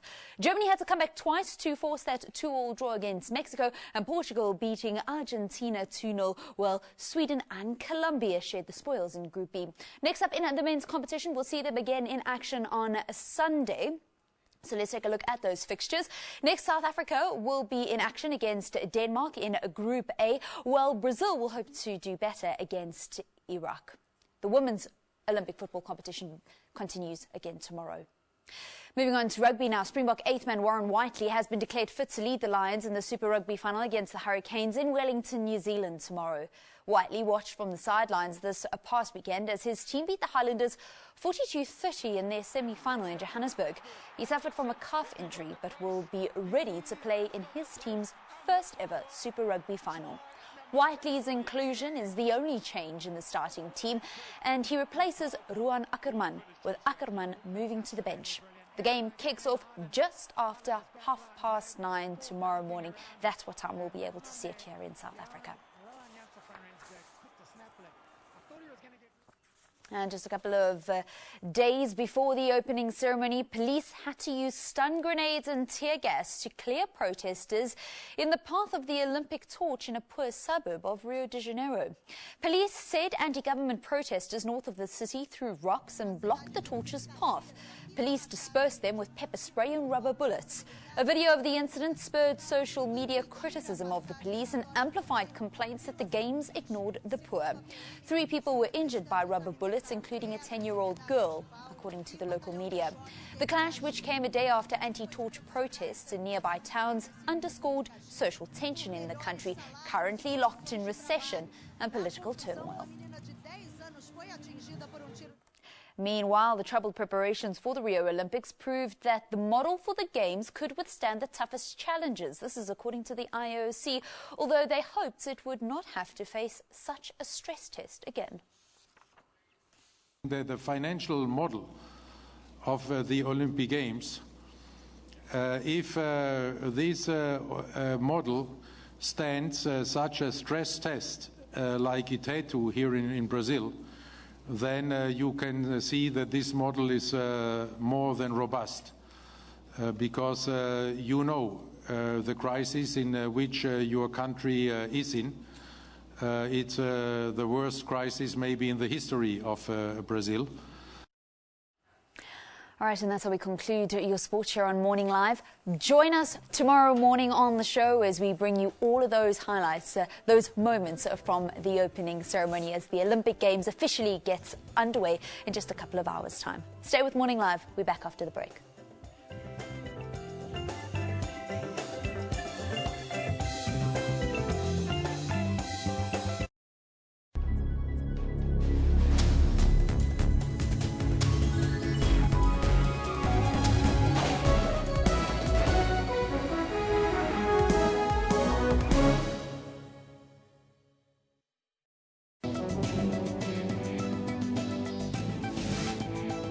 We are one of the 22 high-burden countries, and out of that we're number 6, following countries like India, China, and with huge population. Cough, night sweats, weight loss and fever, and cough being the most important of those. So, and especially if the cough lasts for more than 3 weeks, then you really have to worry and get tested for TB. The motivation is to affect behavior change, particularly with people who cough and who may be carrying the bacterium. So encouraging people to use the elbow.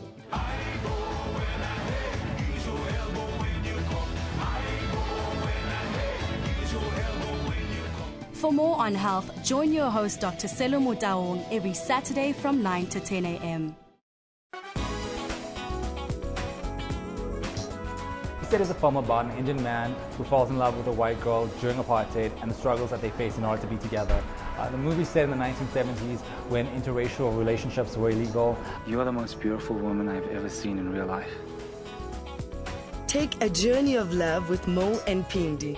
Take your life and put it in somebody's hands. And it's not a cowardly act to do. We kind of knew that it is taking a risk having a relationship with anyone. Fashion is a reflection of beauty in clothes. What motivates me to be a designer is because I like fashion a lot. Join your host, Refulo Mula, for that 1 hour weekly dose of arts and entertainment news. Usisiwe Jamsana, SABC News, Alice. Mzondi Lembe, SABC News, Doha, Qatar. Kunatibingwa SABC News, Alice. Diabo Seto, SABC News, Geneva, Switzerland. Nampumelelo Siziba, SABC News, Moscow, Russia. Sherwin Bryce-Pease, SABC News, New York. Craig Murray, SABC News, Stellenbosch. We bring the news back home. We keep the nation fully informed. Africa is growing.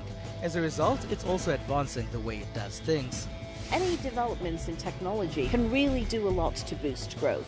On Network, we'll show you how technology is improving the lives of Africans. The life of an LED globe is 15 times longer than what they have currently.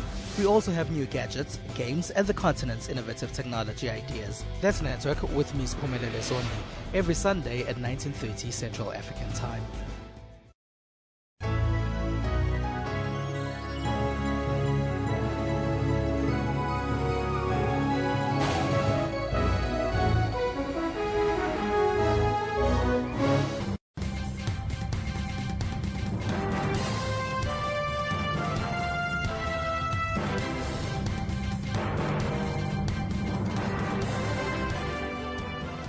Is still real here as the race for the vote is continuing, as everybody is now counting these votes. And gosh, one thing I can tell you is that we're not moving much here in terms of that board behind us, because it's been 91% of the votes counted since we arrived here in the early hours of this morning. Not much has changed, but the reality is it is happening behind the scenes, and I'm sure it's only going to get a lot bigger a bit later. But the big news to have come out of it this morning is the fact that the Nelson Mandela Bay has, of course, left the hands of the ANC and is now in the hands of the DA, and we'll see what happens there with the days going forward. So that'll be an interesting time. Now, the conversation we were having with our guest here, Renesh Dwaj and Professor Siete, a bit earlier, was the fact of the ANC, whether it was a good ANC, a good DA campaign, or is it the ANC and its troubles internally that have lost some of these municipalities in these huge metros that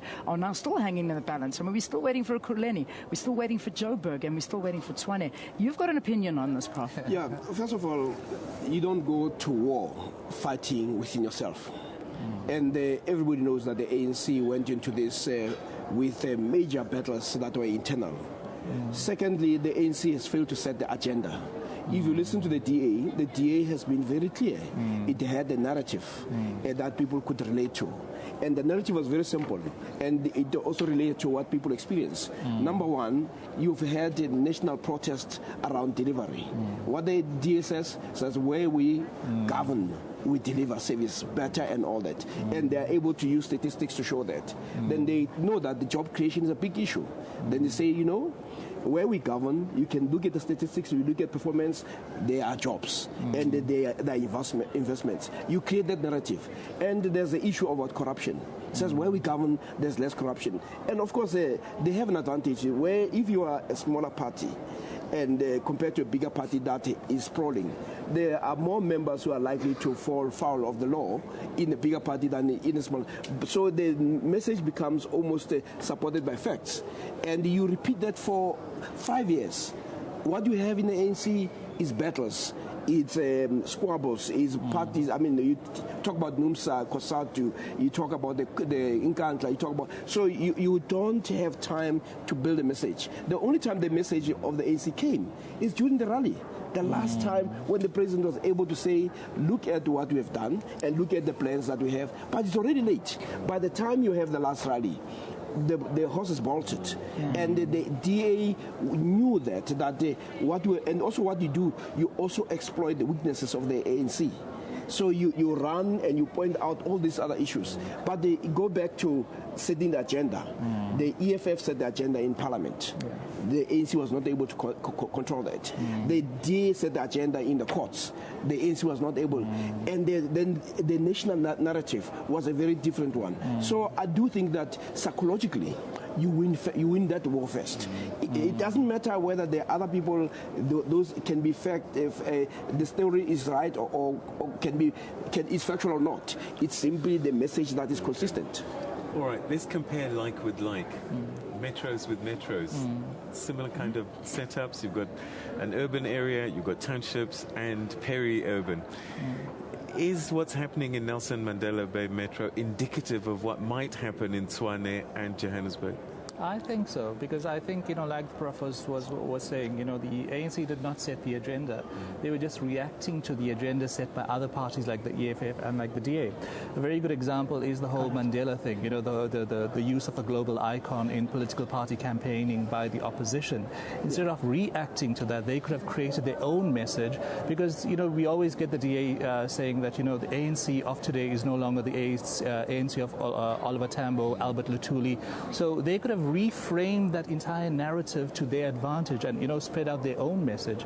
But again, just going back to the whole factor of the metros and this new changing dynamic, this new changing demographic of the urban middle class voter, the ANC did not fully assess that. Recently they formed this committee. There were reports in the media about the ANC consulting lawyers and teachers. They had this group of 2,500 people to try and capture this demographic. They were the main beneficiaries of ANC policy since 1994. So I think they also needed to assess the kind of voter demographic that has changed since 1994. And again, I go back to the NGC, the National General Council from last year. The ANC acknowledged that fact as well, that the voter of 1994 who voted for liberation, who voted for us as a liberation movement come political party, we did not consider those factors in 2016.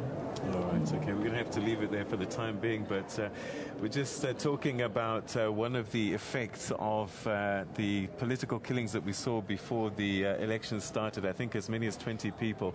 And one of them, Ncebo Jweli in KwaZulu-Natal, won his election. I think he got 80% of the votes there. So we know already that within 90 days there's going to be a by-election. Another person, Bongani Skosana, also has won her particular ward. So that's the sad story and the backstory of this, but we'll explore that a little bit further in a short while. All right, let's just turn our attention now to the Western Cape, because the DA has retained its dominance in the Overberg region in the Western Cape. This after it garnered 50.1% of votes in Theewaterskloof and 55% in Swellendam, respectively. A scene of violent protest sparked by lack of housing a few months ago. This town's voters came out to cast their vote despite the rain. It gives us a lot of confidence that people appreciate what we've been doing the past 5 years. They've given us a mandate for another 5 years, and that makes us excited. They believe in what we do. They trust us with their vote. Some voters waited for the results, singing and dancing in the streets. There were scenes of jubilation after the results were announced. The DA delivers for the community, not for myself, for the community. The DA delivers.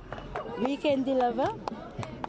It's a party. We have an open opportunity society. I'm very happy because what I want from the candidates is you must show the people and give the people. And you mustn't forget the people, because the people is the person who pay your salary. For disappointed ANC supporters in the Theewaterskloof municipality, there was not much to celebrate. The party only managed to poll 36% of the votes. Yeah, obviously, we as the ANC are a little bit disappointed in the results. We have a very low voter turnout in this area. We targeted to win, obviously, outright 14 seats.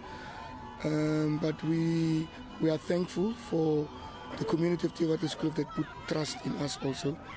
And for the smaller towns like Genadendal, the oldest Moravian station on the continent, here residents voted for the DA, despite being at loggerheads with the DA-run municipality about the lack of land restitution. Meanwhile, for smaller parties like the ACDP, which achieved 197 votes in Swellendam, it's back to the drawing board. But the same cannot be said for the new kid on the block, the EFF. Julius Malema's party has managed to secure one seat in the Theewaterskloof local municipality. Carmel Roberts, SABC News in the Overberg.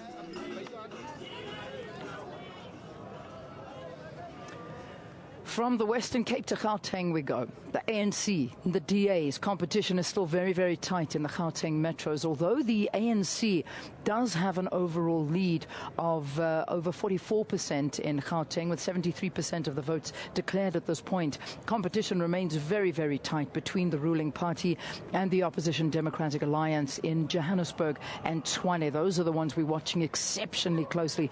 If I tell you there's not even a percentage difference between them in the Joburg metro, that's a huge one. There's significant lead over its main competitor in the third biggest metro of Ekurhuleni. The ANC enjoys an 11% lead in Ekurhuleni with 47% of the vote. The DA stands at 36%. But now also you've got to put into the equation that the EFF have got about 11% of that vote. So coalition, who knows? The ANC is also leading in all other Gauteng municipalities, with the exception of the DA-run Mid-Vaal. All right, Griselda Lewis is in the Gauteng hub, and that's at Auckland Park. Yesterday, not very many happy people there in the morning, the IEC officials. I'm hoping it's a calmer situation there this morning, although a tense one. I mean, Griselda, when you look at the major metros, it's almost impossible to call a very good morning to you. Well, a very good morning to you, Leanne. I tell you, 2 days after this election now, certainly Gauteng is very, very close watched at this point, and significantly all those metros that you spoke of as well.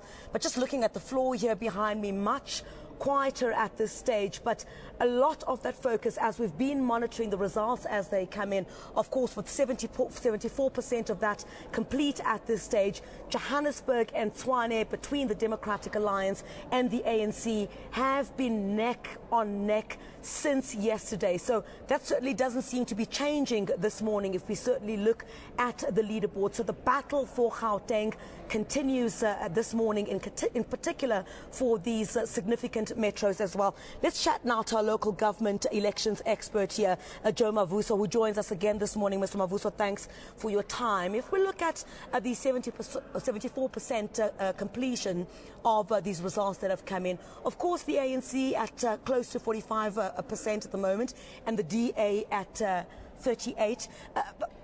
Quite a significant lead for the ANC at this point, but the main concern, of course, is those metros.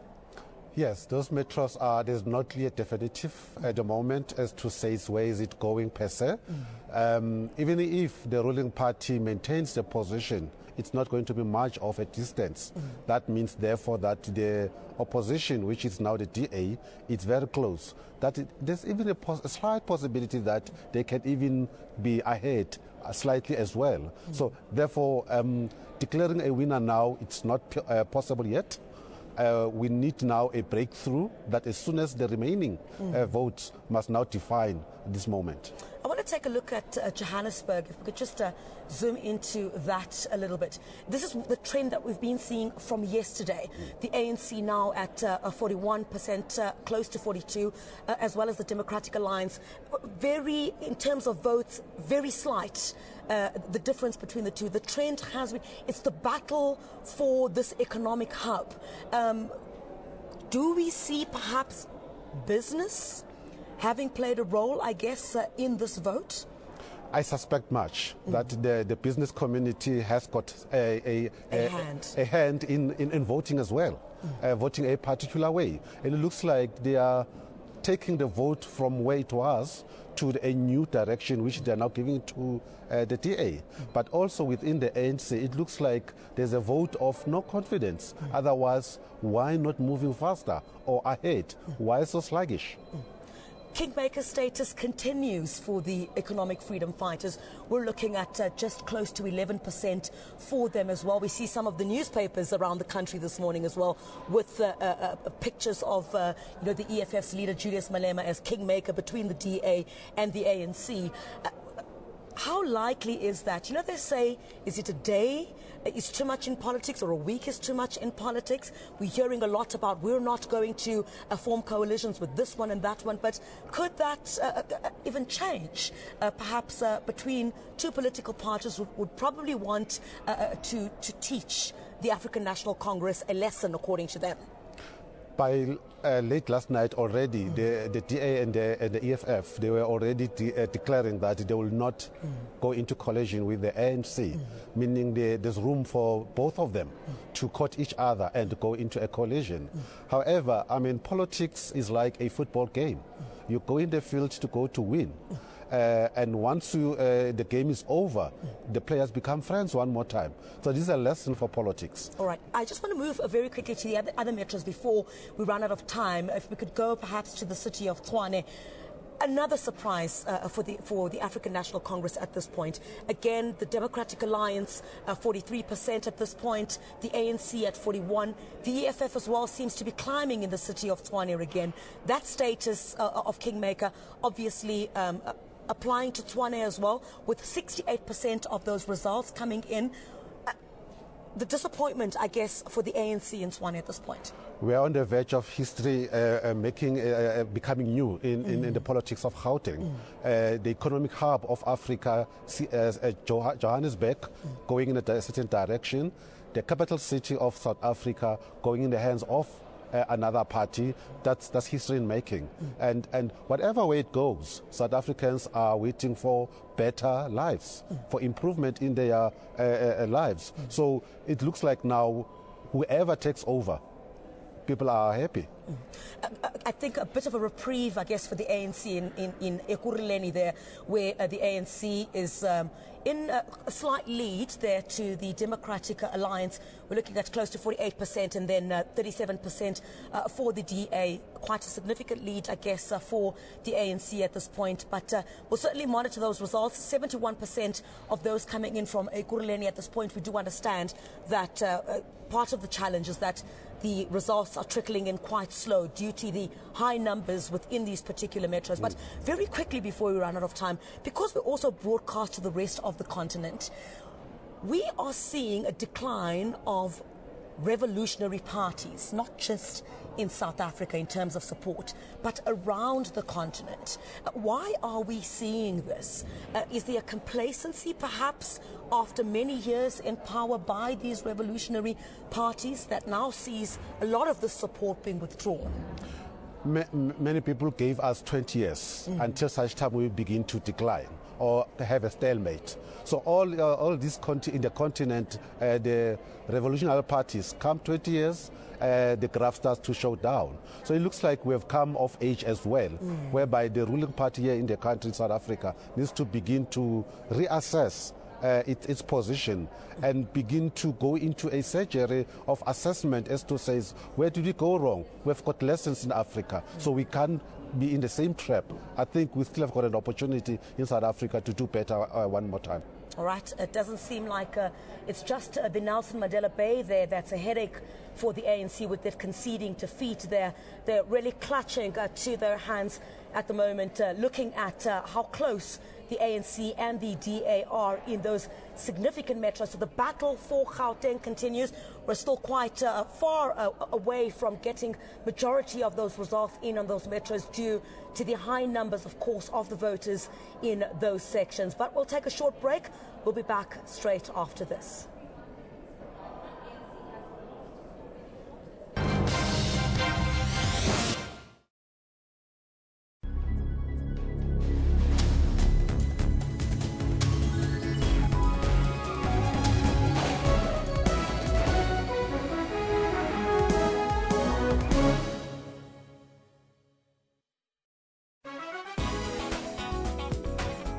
The cotton field story is being told through patchwork by artists to celebrate the diaspora in America.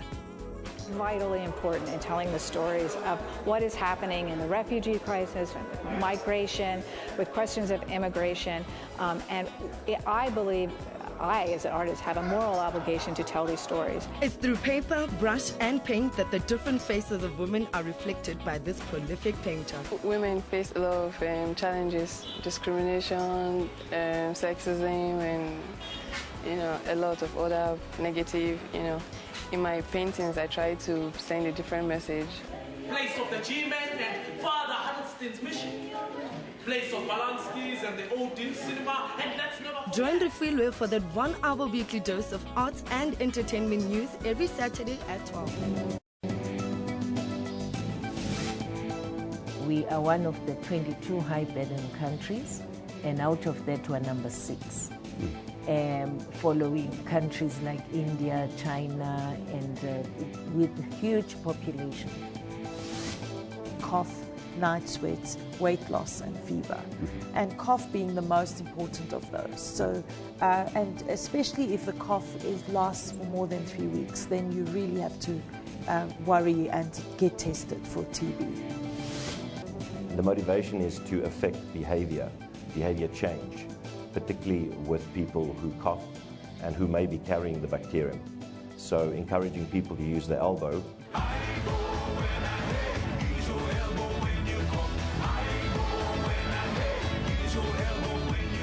For more on health, join your host Dr. Selo Motaung every Saturday from 9 to 10 a.m.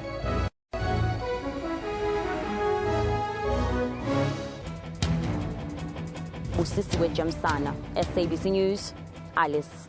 Mzwande Lembe, SABC News, Doha, Qatar. Kunatipingwa SABC News, Alice. Diabo Seto, SABC News, Geneva, Switzerland. Nampumelelo Siziba, SABC News, Moscow, Russia. Sherwin Bryce-Pease, SABC News, New York. Craig Murray, SABC News, Stellenbosch. We bring the news back home. We keep the nation fully informed.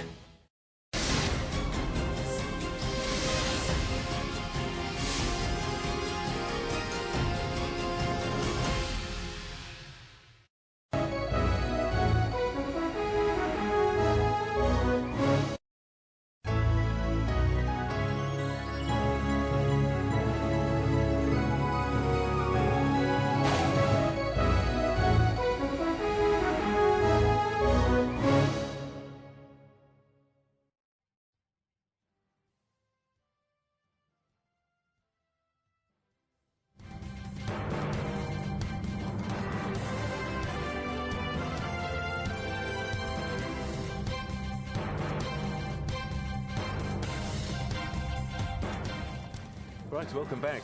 We continue with our rolling coverage of the local government elections results because we're at that stage now.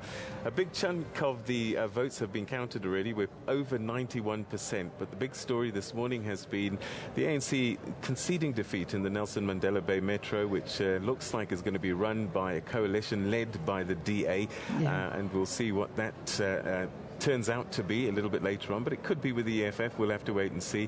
In the meantime, Johannesburg, Tshwane, Ekurhuleni are other big metros that are up for grabs, neck and neck in Tshwane and Johannesburg, and it's been like that all night. Too close to call at this stage, and one wonders exactly where the chips will fall eventually once the counting finishes, and we're hoping that it will be during the course of today. Yeah, we can only hope so, but I think it will. I mean, they were saying around about lunchtime, they just, I think a lot of the guys are taking a break at this point in time because we haven't seen too much movement. In fact, we haven't seen any movement, if I have to be honest with you, since we arrived this morning. 91% of the vote, which equates to 20,725 of 22,612 voting districts have been pretty much so counted to this point.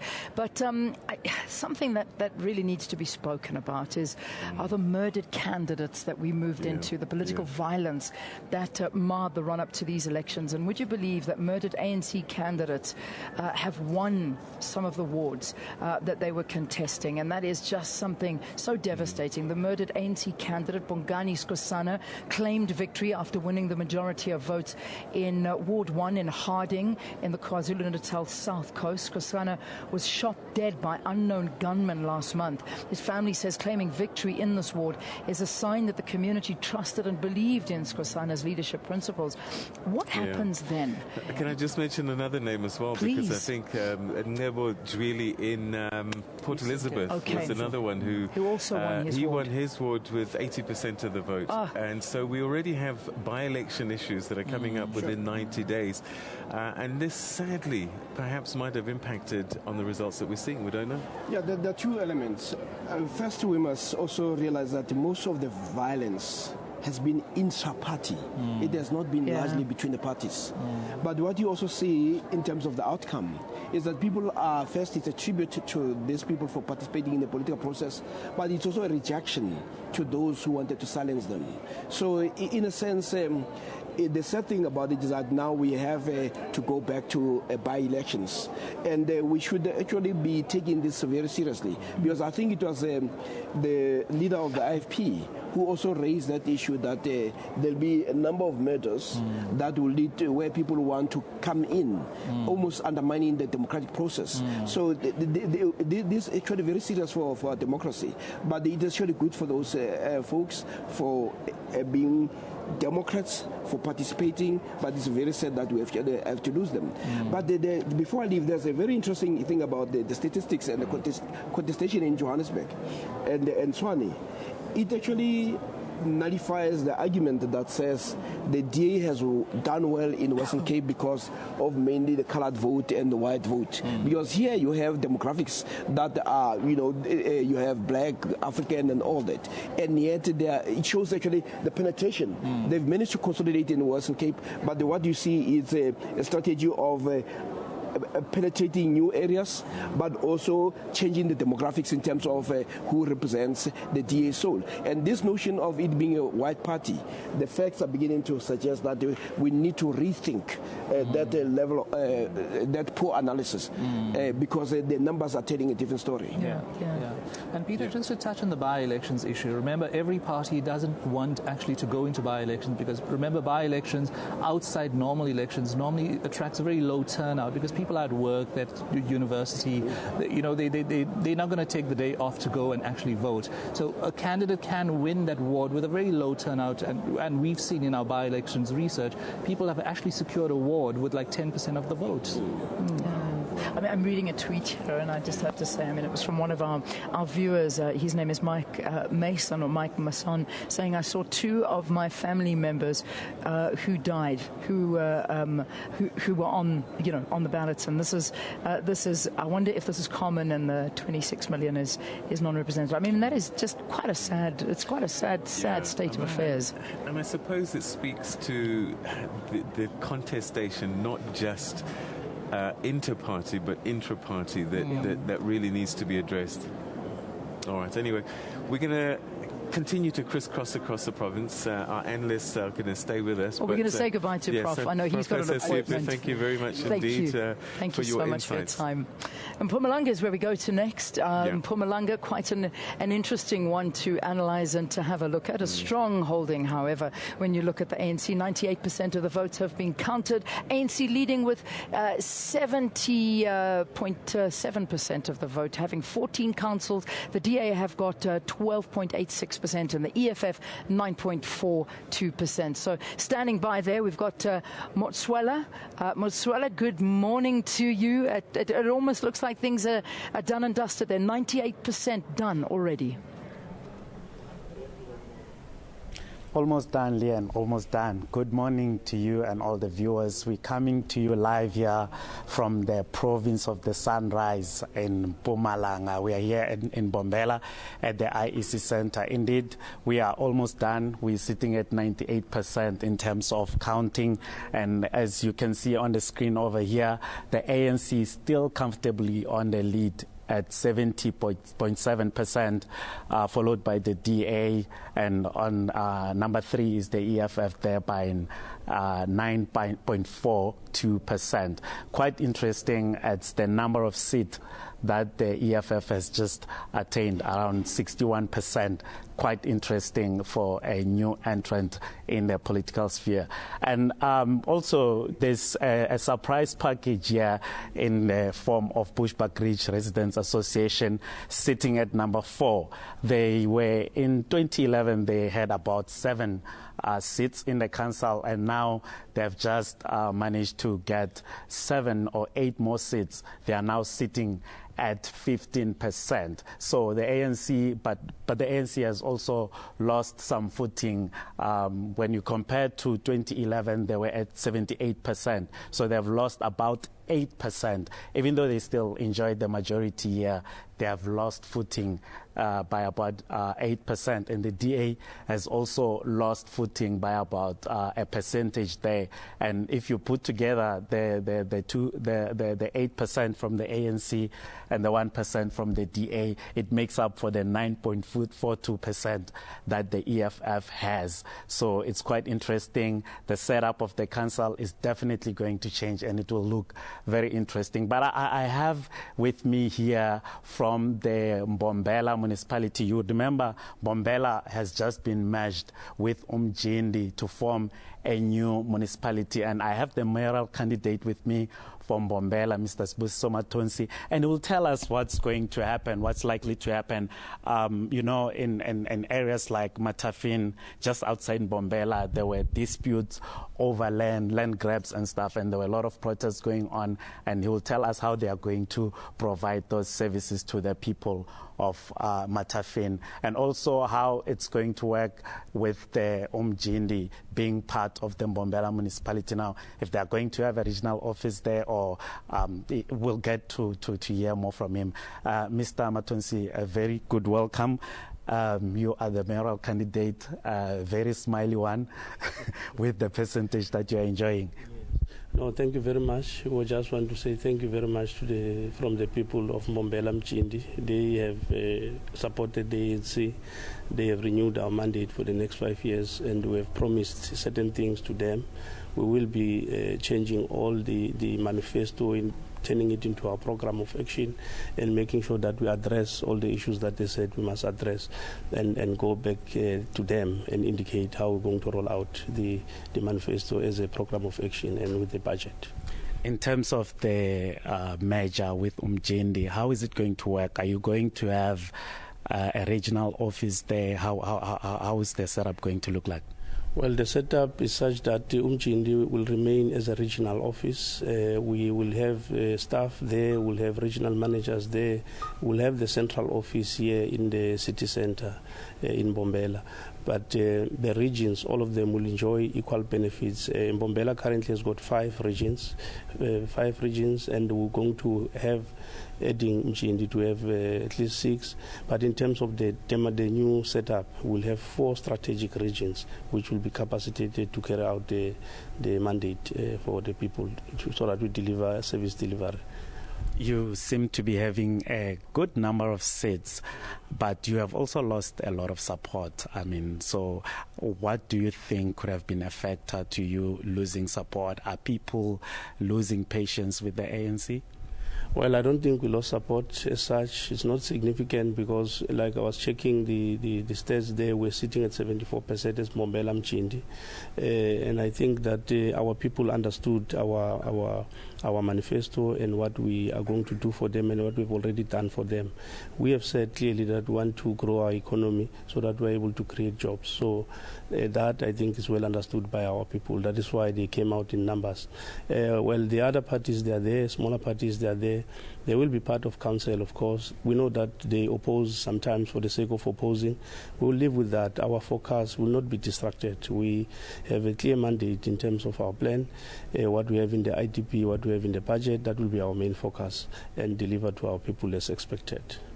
There have been a lot of service delivery protests in the past. The people from Matafin always marching to your offices. What are you promising the people of Mbombela? Well, what I like about the last march, it was the people who were saying they're tired about people who are selling land illegally. They want the municipality and government in general to evict all people who are occupying land illegally, and which we've already started. This matter is at the court. We have received an interdict already. We are going to get an order to evict anyone who is occupying or selling land illegally. So we have plans for that precinct in the stadium to develop and make sure that the communities closer to that stadium benefit from the setup, that the stadium will be there and many people flock into that area. So we are going to deal with these issues in terms of the law. There you have it, more promises of benefits from the new municipality. With that, we're going to take you to the ad break, and we'll continue with more updates in this regard.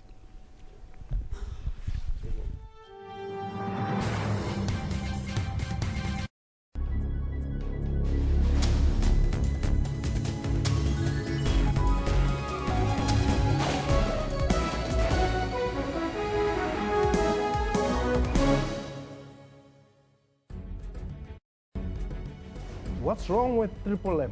What is illegal here? Who is being defrauded here, Trevor? It is about the best interest of the citizens of this country. But the citizens are the ones who are playing, who are members or participants in this.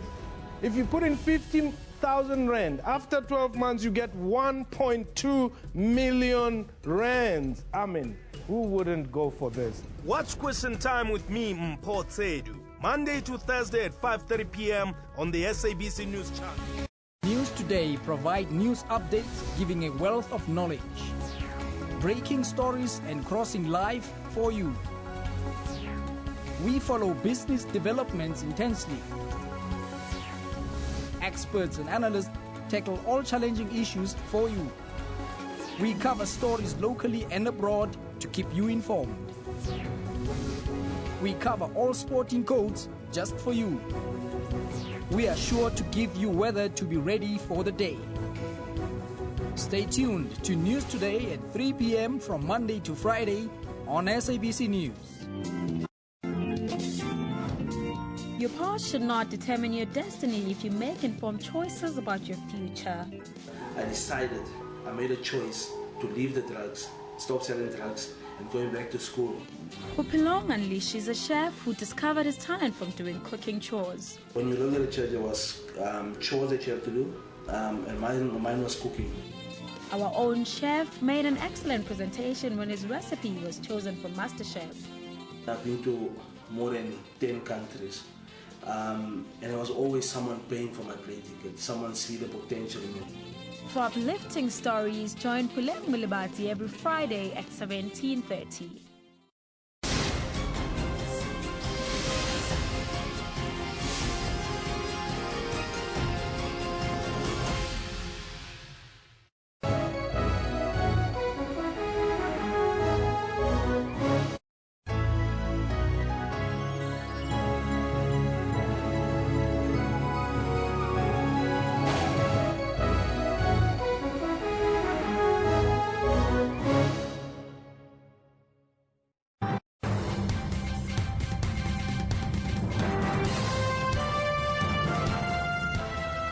But I'm starting to get very excited just as we're starting to leave. Oh, no. No, it's horrible. Let's not steal any more time. We've got to quickly go into Limpopo. And I'm seeing that Seshego has been given to the EFF. And that's they won it. I was reading that a little bit earlier. Rotanda, talk to us. What's happening?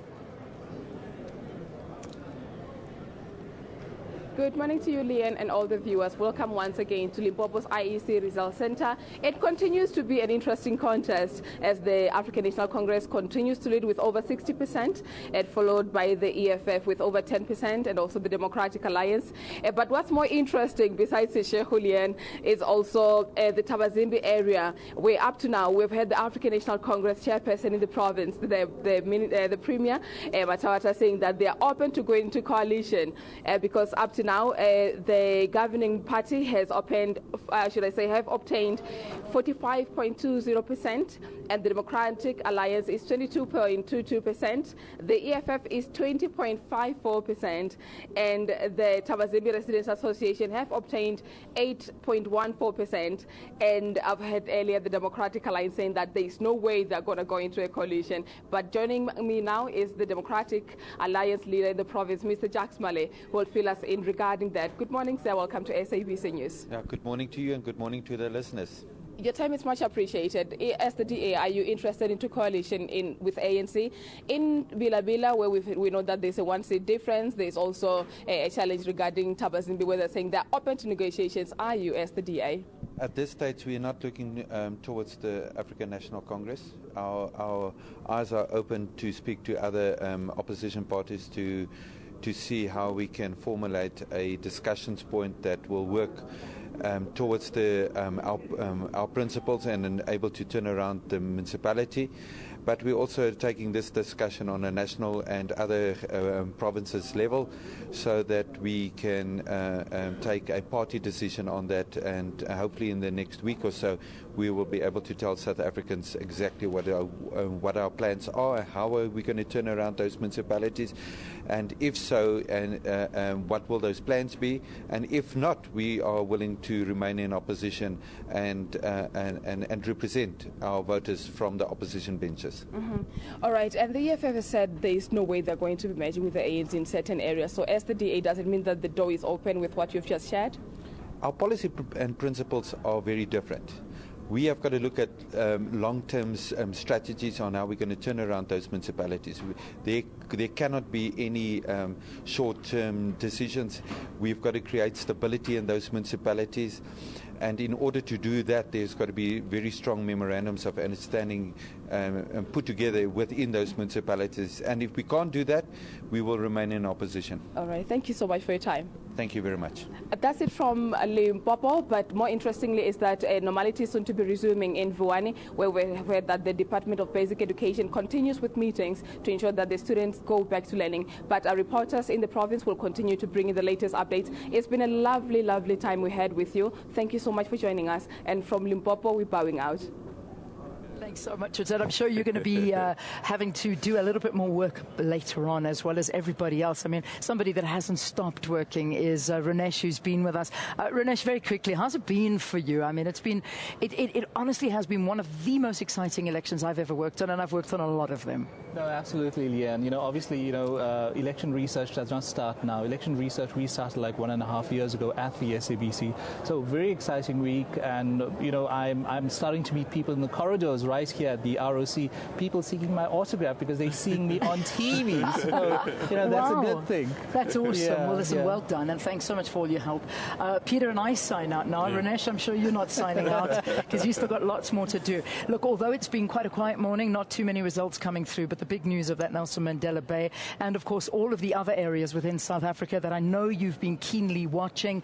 That's the board, that's the national board, but always remember, as we've been emphasizing, these are not national elections, these are municipal elections, so you really want to go into the provinces and into the metros and municipalities, and that has been interesting. Yeah, and it looks like the political shifts in power and maps are being redrawn. Certainly in the Eastern Cape we've seen that, and the big stories that are still to come out are going to be what's happening in Tshwane, what's happening in Johannesburg, and Ekurhuleni also might be a story. So stay with us. Keep on watching on Channel 404 and DSTV. Hashtag SABC elections. We'd love to get your thoughts, your comments, and we'll continue with coverage live from here at the Operations Centre, The Rock, in Pretoria West in Tshwane. But from us in the Morning Live team. Thank you so much for watching. God bless you all. Have a wonderful weekend and keep tuned to SABC News for everything about the elections. God bless you. Bye-bye. See you Monday.